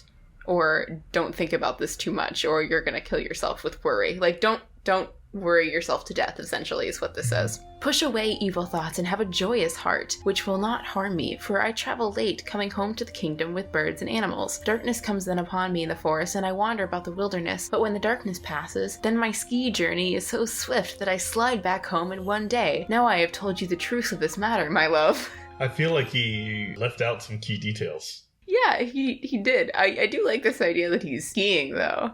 That's a great addition to this story. That's not uncommon in Scandinavia. No. Actually, it might indicate that he's in some way associated with the more... What's the word I'm looking for? The more other parts of the population, because that's something that you get in Finland and Lapland. Skiing. Future Mac here. What I'm thinking of there is a line in the Graugas, the Icelandic law code, where they use the phrase, as long as the Lap skis, in a group of other phrases that essentially mean forever. The people that medieval Scandinavians referred to as Lapps or Finns are the people whom we now call the Sami, and they are very possibly the people who have been skiing the longest. They are also associated with, in the sagas at least, shamanic magic and occasionally shape-changing. So it's possible that having him ski is a way to tie our hero here to the Sami. Anyway, she said, "Now I see that you want to deprive me of your love and take other women in your arms and disdain me and so grant your love to other women. Now I am wretched. I am taking this hard and I shall swiftly die. Pitiful was my father, sorrowful was my mother, to give me into the arms of such a wretched husband. Hey, hey, ho, ho, woeful is now the death which befalls him." With these words and many others, she collapses into total unconsciousness, but her lord, ripping clear water between her lips, as he knew well to do in the very gentlest way, now accuses himself and his conscience for hiding these things which she wanted to know from him. He bears... This woman is way over dramatic, and also hey, hey, ho, ho. That's what it says. Hang on. Yeah, the original Icelandic literally says hey, hey, ho, ho, harthur enur dathin than sem han yfridetur. That is okay. What the line says. It's got hey, hey, ho, ho in it. So now he's really upset about all of this and tries to re-explain all of this to her and says to her, Are you here, my beloved? Or that's what she says, because she apparently wakes up from having passed out with grief. And he says, "Yes, my lady," he said, "I'll gladly explain to you what you have been curious about." And she says, "I'm then filled with joy." So she's just like really back and forth on her emotions here. She is playing with his emotions, and this is highly dramatic. He then resumes his speech in the same manner. "I go to the forest and I change shape. I go from my clothes into the skin of a slim bear and other creatures. I eat their flesh and take in my existence all things according to their nature. But I am the most powerful of them because my human wisdom and virtue. But still, here in the deserted forest lies a small house, and there my clothes lie stored." So that's different. Like, he turns into a bear and other creatures, so this incorporates the northern tradition of skin changing. It also seems to indicate that maybe it's not a curse, it's just something he does. Yeah, which is very interesting. Now that he has told her his story, she grows joyful in her heart and thinks to herself how she might most fully get to understand this, and talks with him in these words. "It would make me feel better if I kept your clothes." Which, makes sense if she weren't a horrible scheming woman already. Right, that's exactly what I was saying in the last one. If it were a healthy relationship, that would be the reasonable outcome, is leave your clothes at home. Right. And so he replied, "I trust you sufficiently well, my lady, and certainly can rely on you not to betray me. You see, people do talk, and few can keep a secret, so I ask you, for God's sake, not to betray me." Now she tears at her hair and claws at her clothes. She said she would not be so sinful as to kill her own lord. Then he says to her, "Now you must go with me into the forest and see that little room which I inhabit." She embraces him to herself. This is also clearly before we invented psychiatry, because this woman needs help. She really does. must need help. She embraces him to herself with the honeycomb of her lips, which brightened him up entirely. And just as when the green grass grows where the ground thaws on account of her falsehood, as has often been borne out. So this, we're saying here, like, the permafrost is still there. She still has a really cold heart. He shows her his clothes and asks her never to take them away from there. He says that it would be his death if he loses them. And in whatever animal form I am, when I come away from the woods, then I will have to remain all my days in this animal's skin for as long as I live, which is pretty standard for skin-changing magic. Yeah. Because in the Volsunga Saga, they get stuck in this clothes for, I think, 10 days, right? I don't know, it's been a few years. At some point they get stuck. I think at some point they get stuck. Future Zoe here. So I was trying to think of the section in the Volsunga Saga where our two main characters, Sigmund and Sinfjotli, get stuck in their werewolf shapings. And that section shows a caveat where they can turn into werewolves, but the wolfskins have a curse wherein only every 10th day can they get in or out of the skins. Now she returns home to her chamber, and when some time had passed, Theodel hurried to a meeting with the king, and to be with him for a good while in good favor. He is eager to prove all his learning according to his habit. But when his wife perceived this, she wrote a letter to him. They totally switched tenses here. Oh yeah, Old Icelandic does that all the time. Okay. They have no respect for tense. Well, that makes sense, because now it is in present tense, and then it jumps back into past tense, so I'm going to try and keep this consistent. It's one of the things that's been the most difficult in the translation class I'm doing with Dr. Hughes is the tense switches, like, between sentences. That's or horrific. in the middle of sentences all the time. Ugh. It's like, Bob said, and then Joe answers. Ugh. Ugh. Okay, so Theodel's off with the king, and when his wife perceived this, she wrote a letter to one count whom she had loved and who had lain with her for 10 years. So she's already been with this man, and calls him to her and asks to play a trick, which she desired. She told him everything that was for her most incautious. She eagerly wished hell and death upon her husband because he now has taken the shape of a beast, which is contrary to human nature. She said to him, now we must go into the forest and take the clothes of that evil robber who I've been married to for a long time. I mean, at least she has a clearer motivation than the other one. Oh yeah, that's true. And he said, so this guy says that he doesn't have the courage to do it because of all the accomplishments and power of Theodel. Death is therefore certain if he becomes aware of this kind of plot. So again, that's much more Icelandic of them in terms of like, yeah, but if he finds out, he's gonna kill me, which you wouldn't expect to have happen in the Biskaldr story. Yeah, it doesn't fit into the chivalric tradition, but it very much fits into the saga tradition. Yes, exactly. She replies, you can believe it that I have never advised this before now, and be fearless, and don't allow your thoughts to frighten you, and take his clothes away, because he is now come into a wolf's skin. Then she took his hand and led him into the forest and into the same room as was mentioned before, taking her lord's scarlet clothes and saying, I want to give you these, my sweetheart. No, my lady, I do not want to carry them, and instead I will carry them out of here and into the river, so they may never be found. I think he who wears them will be worse off than anyone except for the Lord himself. She replies, you are a great coward. You do not have the courage to wear the clothes of a dead slave and would prefer to cast aside such fine raiment, the likes of which no one has ever seen. I shall keep them until 12 months have passed, and you drink your marriage to me. So now they end their discussion and each go home to their own chamber. She does have a point. Scarlet dye is very expensive, so those are fancy clothes. That's very, very true. I just love how this also falls into the tradition of Cold as a woman's counsel in terms of the guy not wanting to do this thing, and in this case being right about it, but the woman calls him a coward, so he sort of is forced to be part of this anyway. So 3 days passed from when Theodel was expected to return home.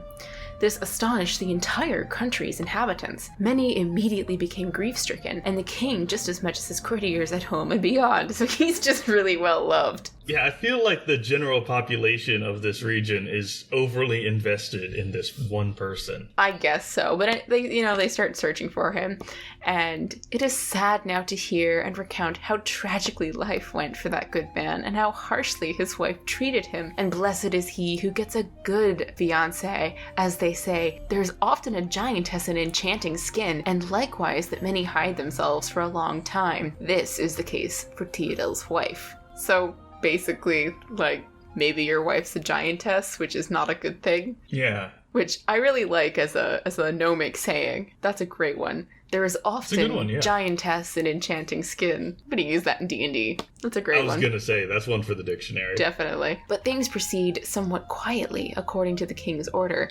so her sorrow should not be huge. But when she heard the king of his last gasp and death, she threw herself down so that no one knew if she would live or not. And then she woke up and said, "Poor me, I am so wretched. My sickness is painful. My death is mournful. Sad is this wretched world. When someone thinks life is most amusing to live, then everything is snatched away in their time of happiness. When that everything is at its most fine and dandy, then it turns black and deceitful." I'm sorry, did you say fine and dandy? Yes. I love this translator. It's great. If the wheel of the world revolves, as can happen, the person gets trouble for that from which they had got happiness. However, in her heart and her mind, she now grew happy in many ways. So she's making this big show of being extraordinarily distraught, and she's just like, I killed my husband. So this horrible woman, this is more dramatic than Shakespeare. I would say overly dramatic. Completely. So she presents herself as coping the worst possible with the aforementioned sorrow, more than anybody can reckon. But the old saying proves true that most grows old that has passed by, and likewise that other people's prayers have great power, and especially through the intercession of a king and queen. So, a little bit more gnomic wisdom for you. Is that whole thing an old saying? That seems long for a saying. I know. I think it's mostly that most grows old that passes by.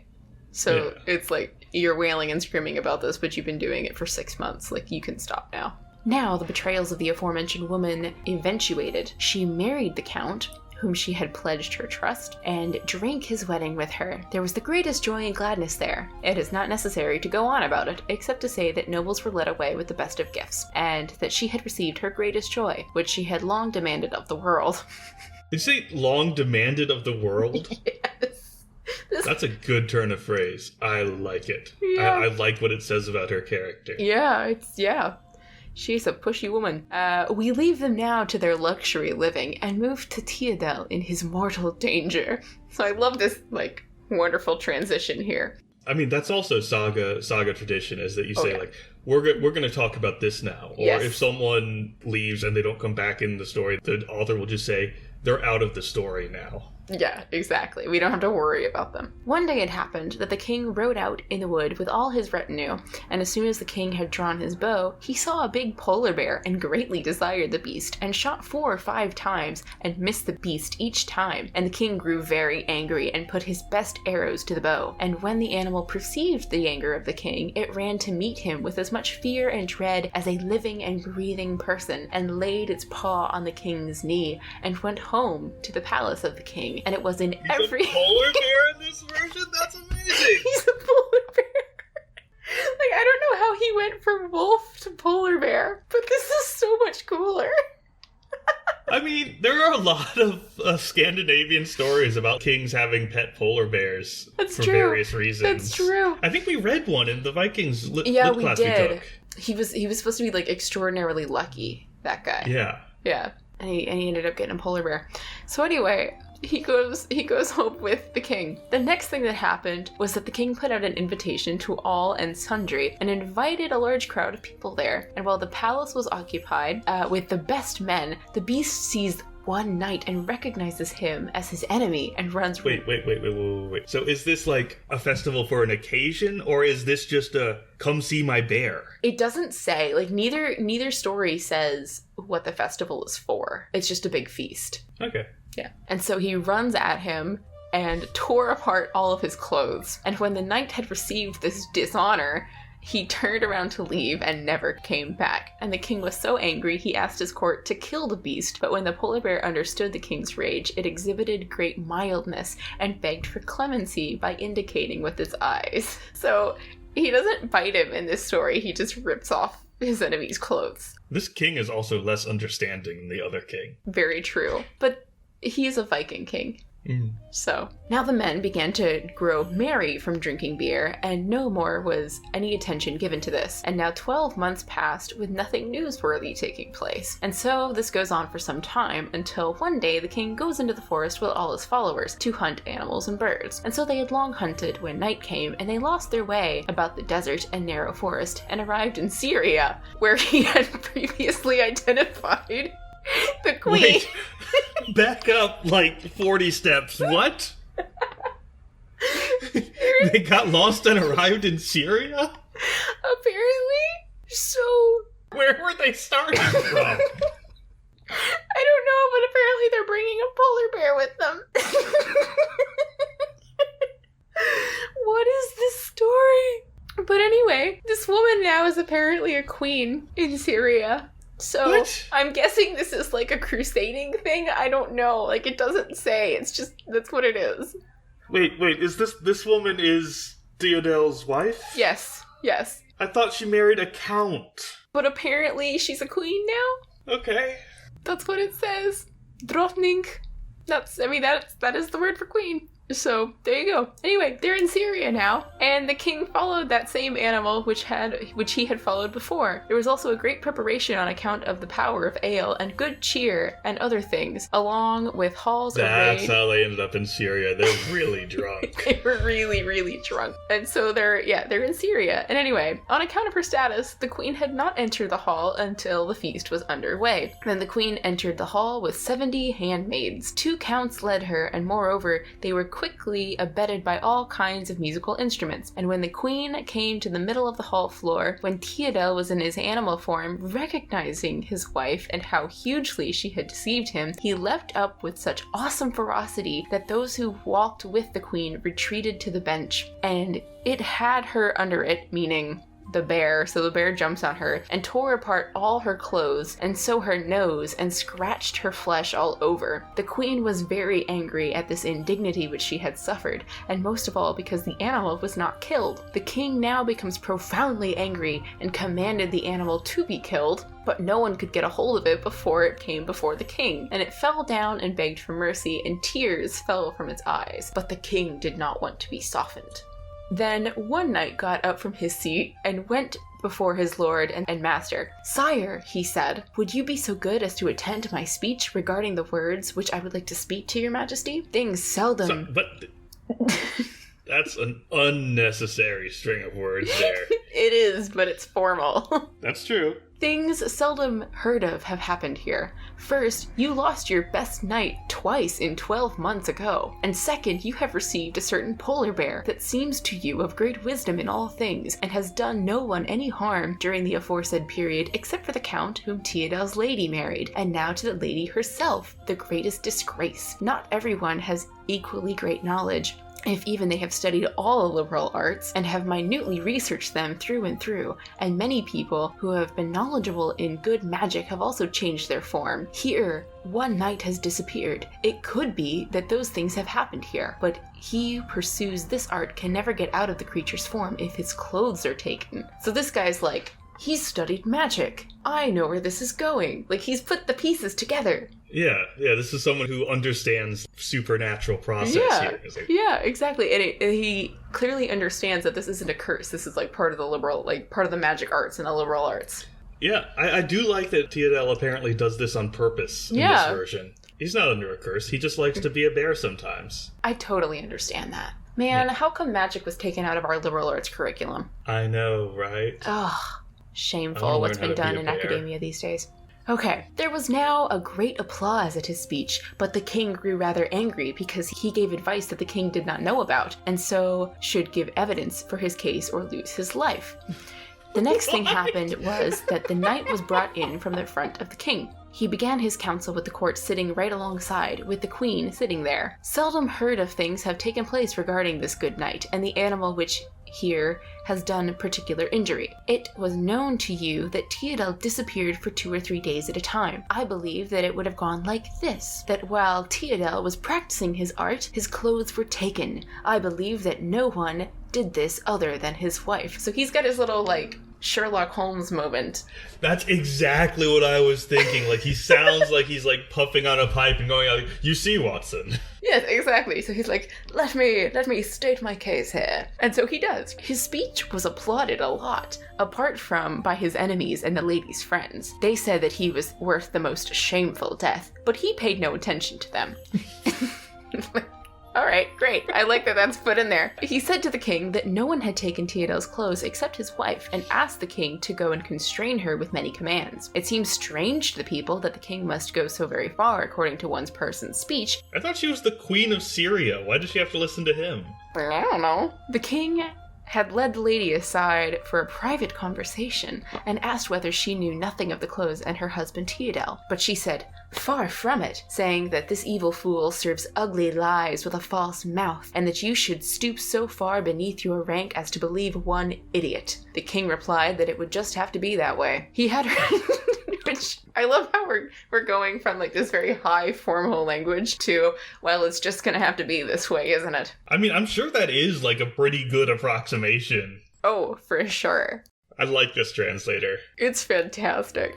He had her taken and had scared her with many tortures, but though her transgression was great, she still wished to spare her evil body. She said then about the clothes that she had thrown them into the river where her husband had left them behind. Then the knight told the king that she would have stored his clothes wherever they had sunk down. This wretched being was frightened further into other stories, scared of more tortures. It turns out it was, as she had said, that treachery becomes clear in time, though it dives down deep. She pointed out the clothes to the king, and goes with him and opens one chest and took from there all the knight's clothes. Then the knight became very happy, and thus said to the king and all the people, see now this wretched creature is, how cruelly she has betrayed her husband. And he declared that it was her wedded husband that is lying at the king's feet. Everyone was impressed by his wisdom and surprising acuity, as will be proven below. The animal went most often wherever the aforementioned knight went. It was fierce to all those who protested against the knight. The king did not know what he ought to do, until the knight came in with his advice. The king took up all the knight's fine clothes and carried them to where the animal was and laid them down there. People were now very curious to see what the animal would turn back into, or whether he would retain the same animal form that the man had parted with. But when the animal saw the finery, it did not want to have anything to do with it, or to get involved with it. Then the king became deeply angry and commanded that this impudent fool be seized, who was going about making a spectacle of himself in unheard of monstrosities, since no one had heard of anyone who would be such a long time in animal's form, or would have such power of transformation, but not change back. So the knight was seized and led to prison. What? He's chucked in prison. Also, if they're gonna do the modesty thing, that applies even less in Iceland than it would in medieval France. I know. And it doesn't say anything to do with modesty yet. But here we go. The next turn of events, that is the cruelest beast, speaks thus to the king. Please be so good. This is, the cruelest beast is referring to the woman. Please be so good to have that contemptible peasant killed, rather than obeying his evil slander. Consider what calamities I have been faced with, that this evil traitor has slandered me with, that the evil deceitfulness that this wicked fool carries with his lying mouth, that I would be so hard in my breast and my heart as to kill my own husband, when he had the greatest wisdom over other men, and when I would gladly buy his life back with cities and castles, and give my own life for his. It would now be better for you to have that traitor killed than to obey him. Many now came over to her side and wanted to kill that good knight. So she's just as much of a drama queen as always. And when this good man perceived his imminent death, he asked the king not to enact his execution so suddenly before he had spoken some words that he felt necessary. He said that if the king wanted to have this done, his life would always be just available for the taking upon the petition that the king began to speak thus. You are a bold dog for daring to challenge me for the evil deeds which you have accused this powerful woman who rules here in Syria, and so with so many empty words. So she is like, forgotten that she was queen of Syria. So she's queen of Syria at this point. You would deserve the worst death and torment. Also, the animal does not want to look at the fine clothes. You have, in that way, led all these people judgment into error with your long deception. As the king finished his speech, the knight began speaking himself. Lord King, from you, I am more often given harsh words with rashness than wisdom and science. Those books which are about the creation of the world have maintained that two people were created by Almighty God, sinless in paradise, Adam and Eve. Is he just gonna filibuster now? He's just gonna, recite the Bible? I guess. And they were created such that they were not ashamed to stand naked, and they neither hid their joints nor limbs, let alone their eyes. Yet after the fall, they were ashamed to stand naked. It is possible that it might be the same thing here. The beast may be ashamed to exhibit himself to many people. Take the animal and put it in one room, with all the fine dress of the night, and no worldly person with him, and allow nobody to come to him until 3 hours from now.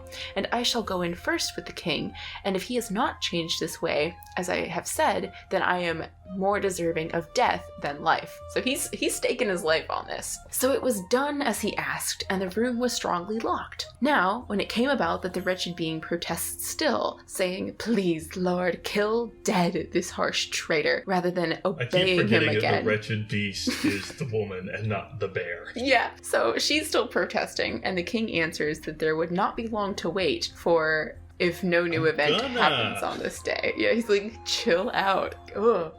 It's Queen of Syria, man. Then she said, "Now I see that you do a favor more for one beggar than for me. I never thought, you wretched world, that you would be so treacherous. Woe to you. No one should trust the least thing from you. When it's going best for a person, they are at the peak of their happiness. You come black and deceitful with poison-bearing stings and your real sharp spikes, looking around yourself in all directions to see how you will most and most disgracefully fall from all honor, tumbling them from step to step, not considering those earlier days when one person enjoyed the whole world's good fortune, but procuring at once misfortune and accusation, sickness and sorrows. You have now, wretched world, got your desire."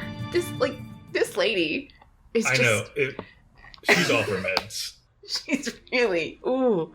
She gave the world many other, further, and more rebukes than is written here. So she's just cursing the world at this point, which I'm highly impressed by. While this is going on, she's just generally screaming at the universe. I guess. It also says that she pondered so much that she would see her Lord Teodel that she did not know any torture which she would not want to be tormented with, and it troubled her so much that even if she had seen down into open hell torment and seen her sins written up there, and that she must burn there, that she would have chosen that for herself, overseeing her husband again. Hereby, she sought to kill herself, and that could not be done, because she had to live with this world-famous shame and scandal in front of human eyes, but after death go down into eternal torment unless she had done right and could demonstrate repentance. Hold on. She already got her nose bitten off, right? So all this is going on while she's missing her nose? Yes. This is amazing. That really makes the image better. Oh my gosh. She's just screaming, there's blood pouring down her face. The next thing to tell is that when the king unlocked the room, many people went with the king in the night, and there was great curiosity about what would happen. And as the king walked into the room to look around, he saw where a man was lying, handsome and peaceful, in the bed. The king recognized his friend Teodel, and on the other side of the room was an ugly skin with malodor and stench, which is the traditional skin of the polar bear. Which, what do they call it? The shaping, I think, that they turn into. The king walked to the bed and prodded him. he's poking him. Not the skin, him. Yeah, he's poking Teodel. And now the night Teodel awakened and looked at the king in the court. He went over to the... Okay, that makes so much more sense. Yes, he went over to the knight and greeted him affectionately. Teodel said he had gotten his life back along with his skills and wisdom. Hereby he gave him so much gold and silver that it was impossible to weigh. Then Teodel spoke to the king, and he said that he will never be in his court unless this man, his lifesaver, should be alongside him in all honors. And the king said that it would be so. Then the king requested that it's now calling him King Teodel, Because apparently getting these promotions. Okay, but apparently because his wife is the queen of Syria, so that makes him the king of Syria. So I guess. So the king requested that King Theodel should make peace with his wife, but he said he never wanted her in his sight again. He declared her ugly and loathed. They could send her away to other distant lands. It's your fault. You bit off her nose. I mean, yes, but after everything that she's done, she kind of deserved it. Well, I mean, she can be loathed, but it's his fault she's ugly. True. They could send her away to other distant lands and kingdoms, and her evil tramp, too. The Count is an evil tramp? That's amazing. Yeah, I love it. And he declared her not to be so bold as to ask for either goods or farmsteads, peace nor renown, wealth nor love. He declared that the worst should come of her on account of her betrayal and her plotting. So she was sent away with her servants and items, goods and treasures, company and entourage. But it can be said of her that all of her children were born noseless. Therefore it can be seen how God was angry with her. The end. You know, I think French Mary is a better storyteller than this, but that was amazing. It was amazing. Oh, wow. So there we go. So there are 2 werewolf stories for Halloween. So I guess we can go through our segments and rate them. Yep. Okay. What say you? I'll let you start with this one. That's a tough one, because every part of the dialogue in that second story was insane. Just so bizarre. I'm just gonna go with like any one of her general rants, like the one where she's ranting at the world. Yeah. Because it's blood just streaming down her face, just screaming at everyone and everything. It's so over the top. Yeah. Oh man. She's just so angry at the world that she just curses the entire world. I do like the reference to like the wheel of fate and the world's turning. And she refers to it as like the rack with spikes. Yeah, I think that was the best part, where she talked about the king being like coming and bringing sorrow and the spikes. Oh no, that wasn't the king, that was the world. The world was coming and bringing sorrow. Yeah. Even better. Yeah. Yes. No, that's definitely the best one. Definitely the best. Oh man. Bestiary. Bisclaver and Theodel are both werewolves. Yeah. Well, werewolves. And a werebear. Werebear. Werewives. Yeah. Boom. I just think it's great that he turned into a polar bear and they brought a polar bear to Syria. Yeah, that seems like not a good place for polar bears. Can you imagine if you're just this peasant living in Syria and all of a sudden you see this king with his entourage and there's a giant white bear. Are there even bears in Syria? I feel like they're more of a northern thing. Yeah. I've never heard of a bear in Syria. Syrian listeners, I was going to ask about bears, but actually you guys just stay safe. Yeah, do that.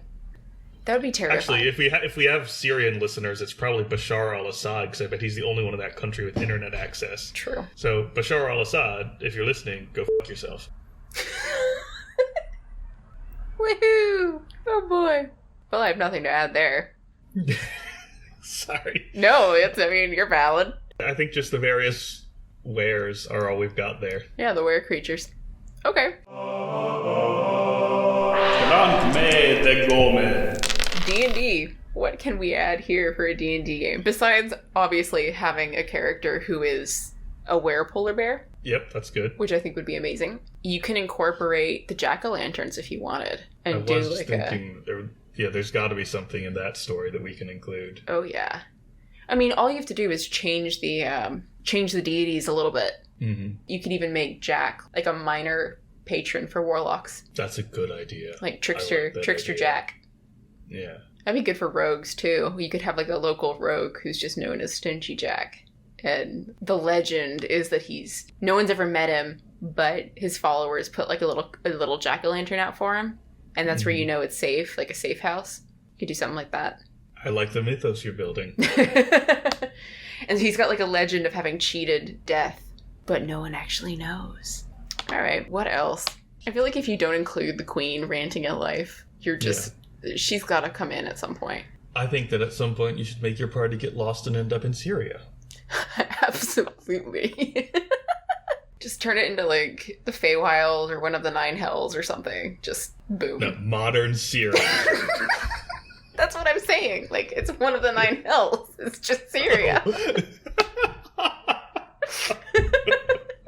Oh, man. Oh, dear. Well, what else?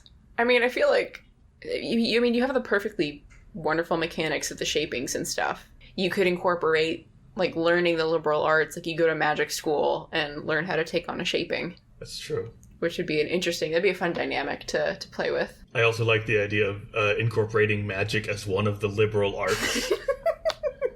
I'm standing by that. I am standing by that from now on until forever. We're just having, like, the schools in your setting talk about the liberal arts, and they're not the same ones that you're familiar with. Oh my gosh, that is perfect. That is perfect. It's like you're doing science, math, the liberal arts. It's like, oh, what'd you do in your English class? Or what'd you do in the humanities this week? Well, we practiced, summoning fae and, making homunculi. That'd be good. All right. I can't think of anything else, really. I'm thinking, but no.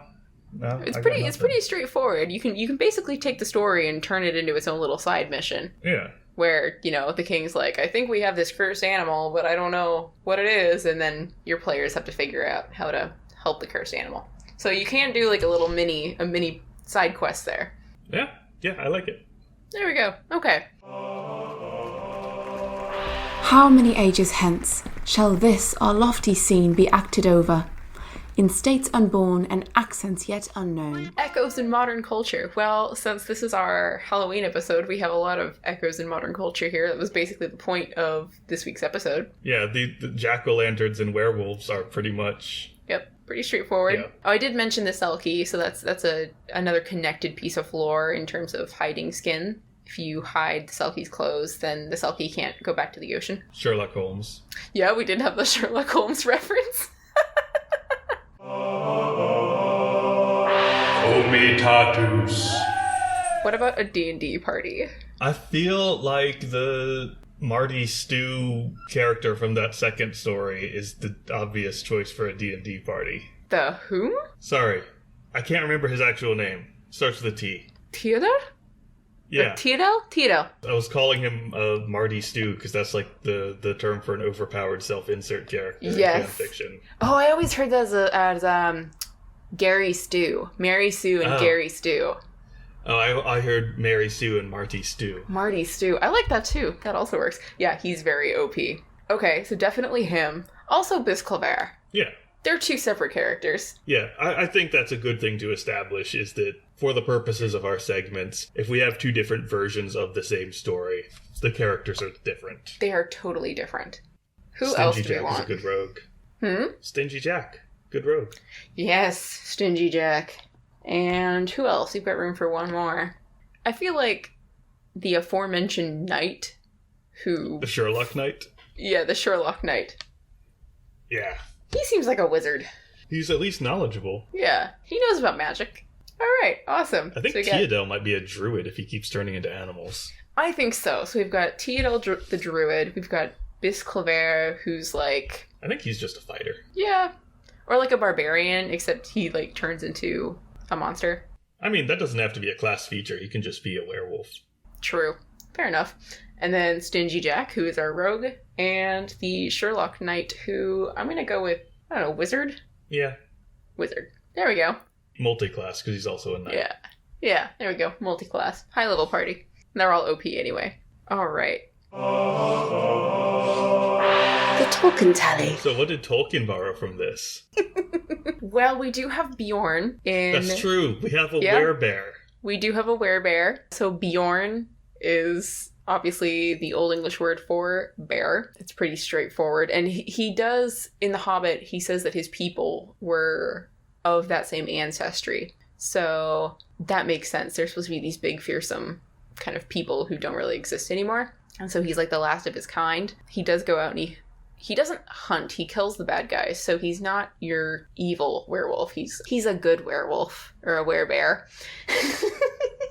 And he's a vegetarian. He's like a lumberjack hippie in The Hobbit, which I really like. What else? Is there anything else that Tolkien uses here? There's a lot of shape-shifting in Tolkien, actually, in the expanded universe in terms of the Silmarillion. People turn into birds and things.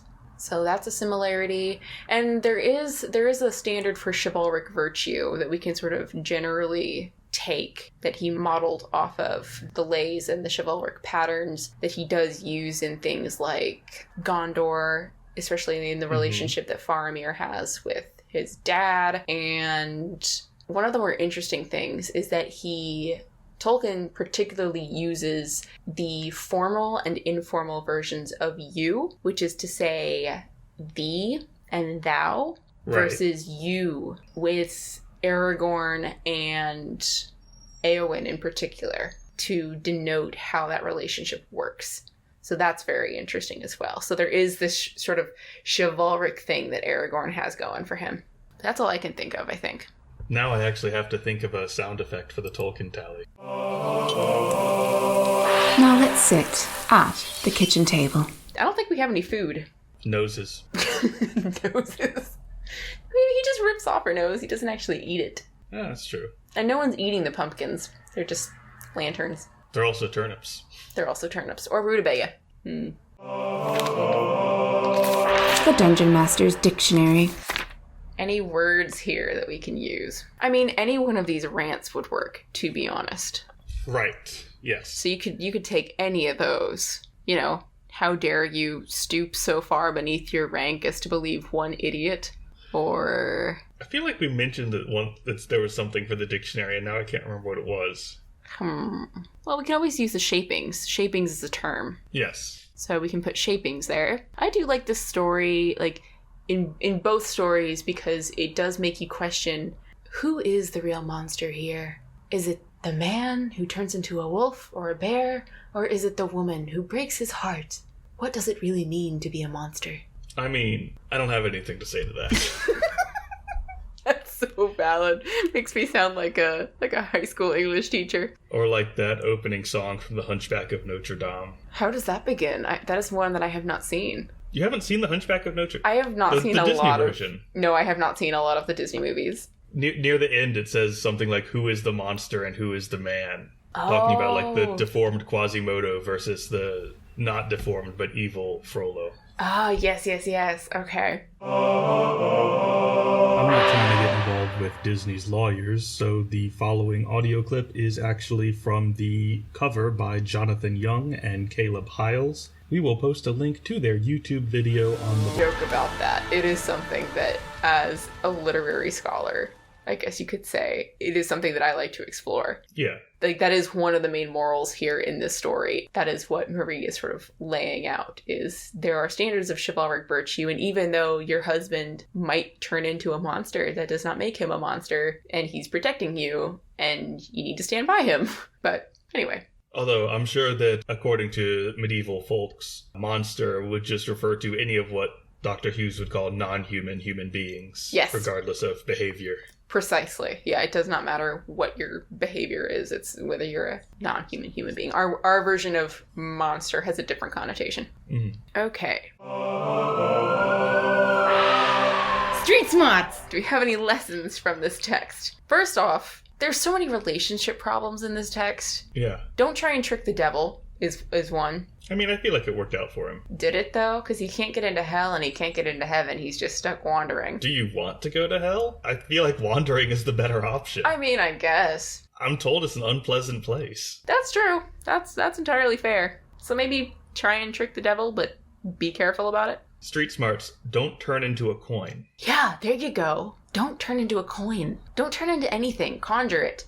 Yeah. Or if you are going to turn into something like a bear, don't tell your lover unless you really trust her. Establish trust early on in a relationship. Yeah. See, like, this segment was meant to be funny, but the more we do it, the more it's like actual relationship issues.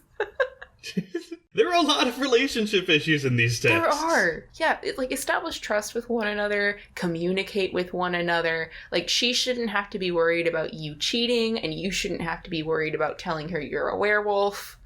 You know, open lines of communication leads to a good relationship. This is not a healthy arrangement you have. Yeah. Also, don't put your clothes under a rock. That's gross. They're expensive. Yeah, also that. I mean, street smarts, that... I still think the French version definitely made it sound like that was the straw that broke the camel's back. It does. It does. Maybe she stitched those clothes. Ew. Maybe she put the effort into it, or it was like a gift, and she's like, you put what I gave you under a rock when you turn into a werewolf? Like, being a werewolf I could understand, but putting those clothes under a rock? No. Hang them up. Yeah. Put them in a chest. You could give them back to me, babe. Right? You're a lord. You have money.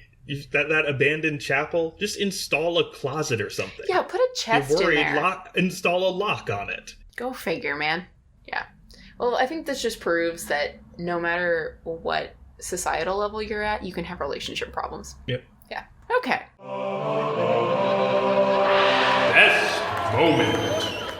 They got lost and ended up in Syria. I was gonna say, there's nothing else there. Especially if we consider that this saga is one of the northern Scandinavian sagas. Like, how do you go from, like, Norway to Syria? How do you get lost? It's obviously set very far north because he's a polar bear. How'd you get all the way down there? Ridiculous. Amazing and ridiculous. Okay. Well, that's pretty easy. The court. I feel like there's a lot of good people to choose from here, so... Yeah, I started out thinking it was going to be an easy choice, but... Okay, we need to establish something. Okay. Stingy Jack is not mortal, because he... No, he dies. He dies. He's just got a weird trapped. Afterlife. Yeah. He's a ghost? Okay, so he is mortal. Do ghosts count? I don't know. I guess they died. I mean, he did die. Okay, but I wouldn't count Grimur, for instance, or Glamour. I wouldn't count Glamour, and Glamour is just a revenant. But what about before he was a revenant? Yeah, but at the end of the story, he's still a revenant. Like, he's still dead. If you really want him, I'll give him to you. Like, we can make this work. Are you sure? No. I just wanted to try and establish some kind of precedent there. Also, I like the name Stingy Jack. It's great. All right. I feel like there are obvious choices, but I'm going to take the Sherlock Holmes knight from the Icelandic story. Nice. Which means, once again, we should start asking our listeners to, like, come up with names for our nameless people. Yeah, that would be a good idea. If you have any ideas, listeners, for what we should call these otherwise nameless characters, please send them in, because it's just a shame to have these wonderful characters without names. Sherlock or Holmes. Yes! 100%! Oh my gosh, I'm gonna let you type that in. Oh, because I'm just gonna botch the spelling. I'm afraid I'm just gonna be really obvious about mine, because Tidal is just so cool. Like, he just turns into a polar bear. And he's really smart. He knows math and science. Like, he's someone that I would want to have in the court.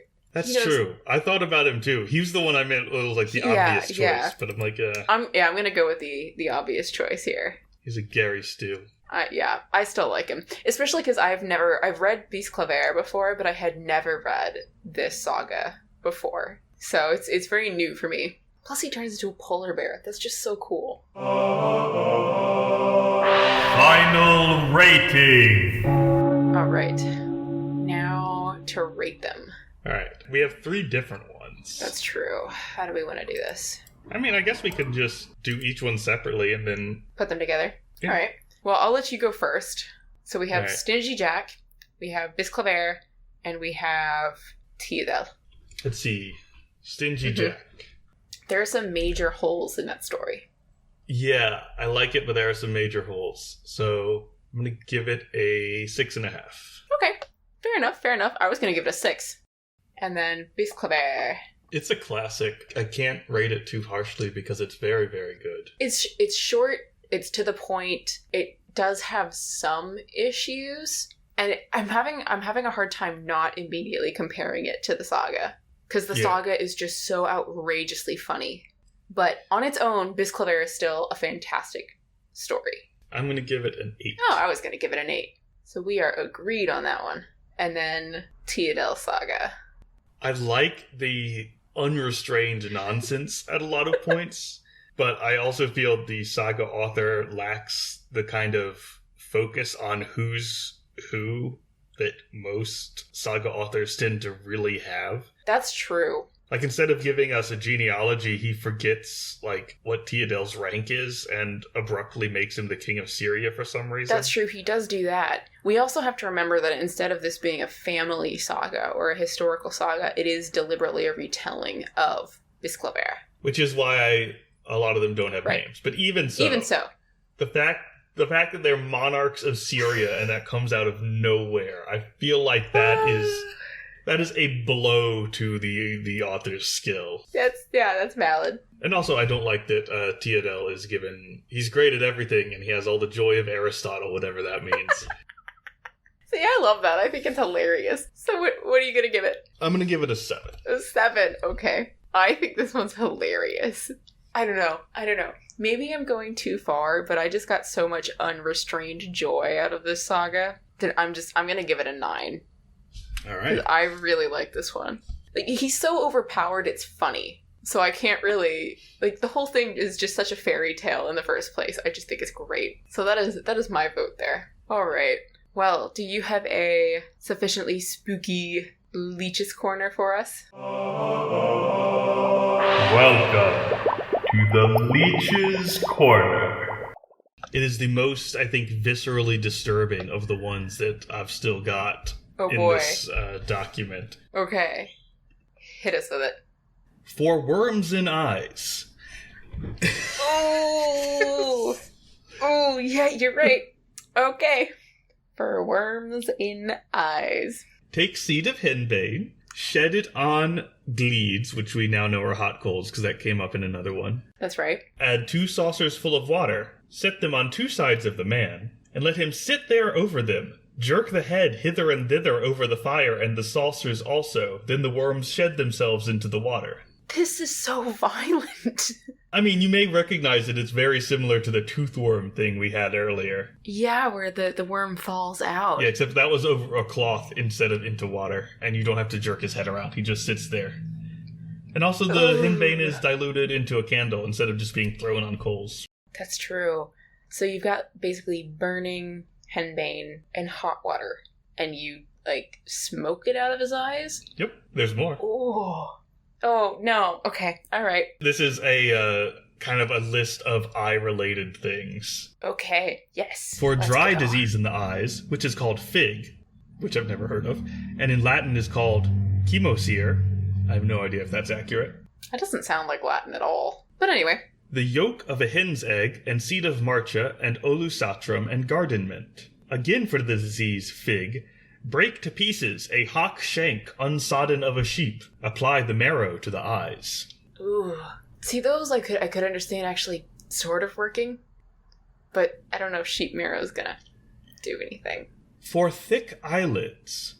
Is this a problem people have? Apparently, because there are a few remedies for this in this one. Oh, is that like if you get a sty or something? Could be. Oh, okay. For thick eyelids, take 3 handfuls of mugwort, 3 of salt, 3 of soap. Boil them until 2 parts out of 3 of the ooze be boiled away, then preserve in a copper vessel. Huh, so it's like a soap. Yeah, it doesn't actually say what you do with it. It just says put it in a copper vessel. I feel like you would rub it on your eye. Like, it feels like an anti-aging cream. Yeah, it could be. Like a cosmetic anti-aging cream. Because, what is it? It's salt, soap, and... mugwort. An herb. Yeah. Mugwort. Yeah. See, that just seems like something you'd pick up at a farmer's market. It does, actually. You just reduce it, and then, you get this little jug of soap. Yeah. Also for him who hath thick eyelids, take a copper vessel. Put therein cathartic seeds, and salt thereamong. Take kellandine, and bishopwort, and cuckoo sour, and atorlotha, and springwort, and English carrot, and somewhat of radish, and raven's foot. That one is an herb, not a foot, I checked. Okay. Then wash them all. Then pour wine on. Let it stand. Strain again into the copper vessel. Then let it stand 15 nights, and the dregs will be good. To drink? Nope. Have with thee clean curds, and introduce them into the vessel in which the dregs are, as much of the curd as may cleave thereon. Then scrape the scrapings off the vessel. That will be a very good salve for the man who hath thick eyelids. Oh, wow. That's a complicated one. Yes. That's a lot of herbs. Plus, like, carrot. Just throw in some carrot there and some radish. Instead of, like, reducing it over a fire or something, you just kind of let it all congeal and evaporate. And then Yeah. curds. I mean, curds, like, because it's like, you know, you have to smear it somehow. So I guess instead of using oil, you use the curds. I would worry about it getting moldy. Yeah, it doesn't. Yeah. Especially if you're leaving it out for 15 nights. Well, then again, maybe that's the point. Maybe they're hoping they'll get one of those antibiotic molds. Ugh. Ugh. Gross. Yeah, so. There we go. Well, if you feel like, you know, doing some Halloween conjuring, you can always try one of these if you feel like you have particularly thick eyelids. Or worms in your eyes. Or worms in your eyes, you know, because that is a common problem, apparently. Well, worms is a general term in Old English. It could mean any kind of vermin. True, but I don't really want to think about what kind of insects or creatures you would have crawling in your eyes. Like, that's, ugh. I'm very glad that we have modern medicine sometimes. Yeah, now the only bugs on your face are the ones that are supposed to be there. Yeah, exactly. Yeah, always remember there are billions and billions of tiny little living creatures living all over your skin at all times. And if you want to feel unsettled, look up eyelash mites. You have them. Oh, yeah. Everybody's got them. Just remember, you're a living organism and an ecosystem. There are so many things depending on you for life. All right. So, how do you want to close out this episode? I mean, I think we've pretty much covered it. You've got some new werewolf lore. I hope this comes in handy if you plan on doing like a Halloween D&D session, or I don't know, whatever else you have in mind for a Samhain party. And yeah, stay safe. Happy Halloween if you so choose to celebrate. And we'll see you next time. Yep. See you next time.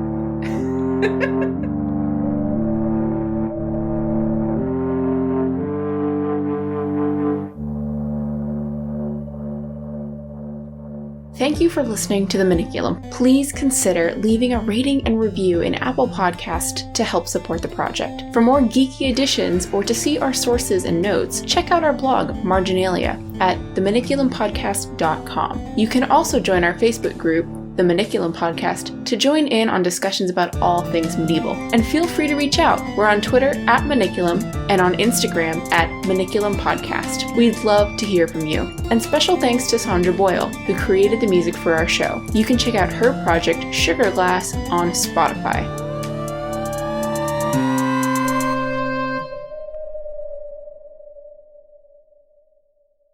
The more Scandinavian Viking tradition of people, there is someone singing outside. And I don't know if you can hear it or not. Sorry, he just started. I can, a little bit. Okay, he's like singing, shouting, and I'm not entirely sure why, so. It's Ireland. Aren't there people wandering around singing all the time? Yes, and they're all drunk. I wasn't going to say it. I definitely will, because it's true. All right, so you were telling us there are two types of werewolves.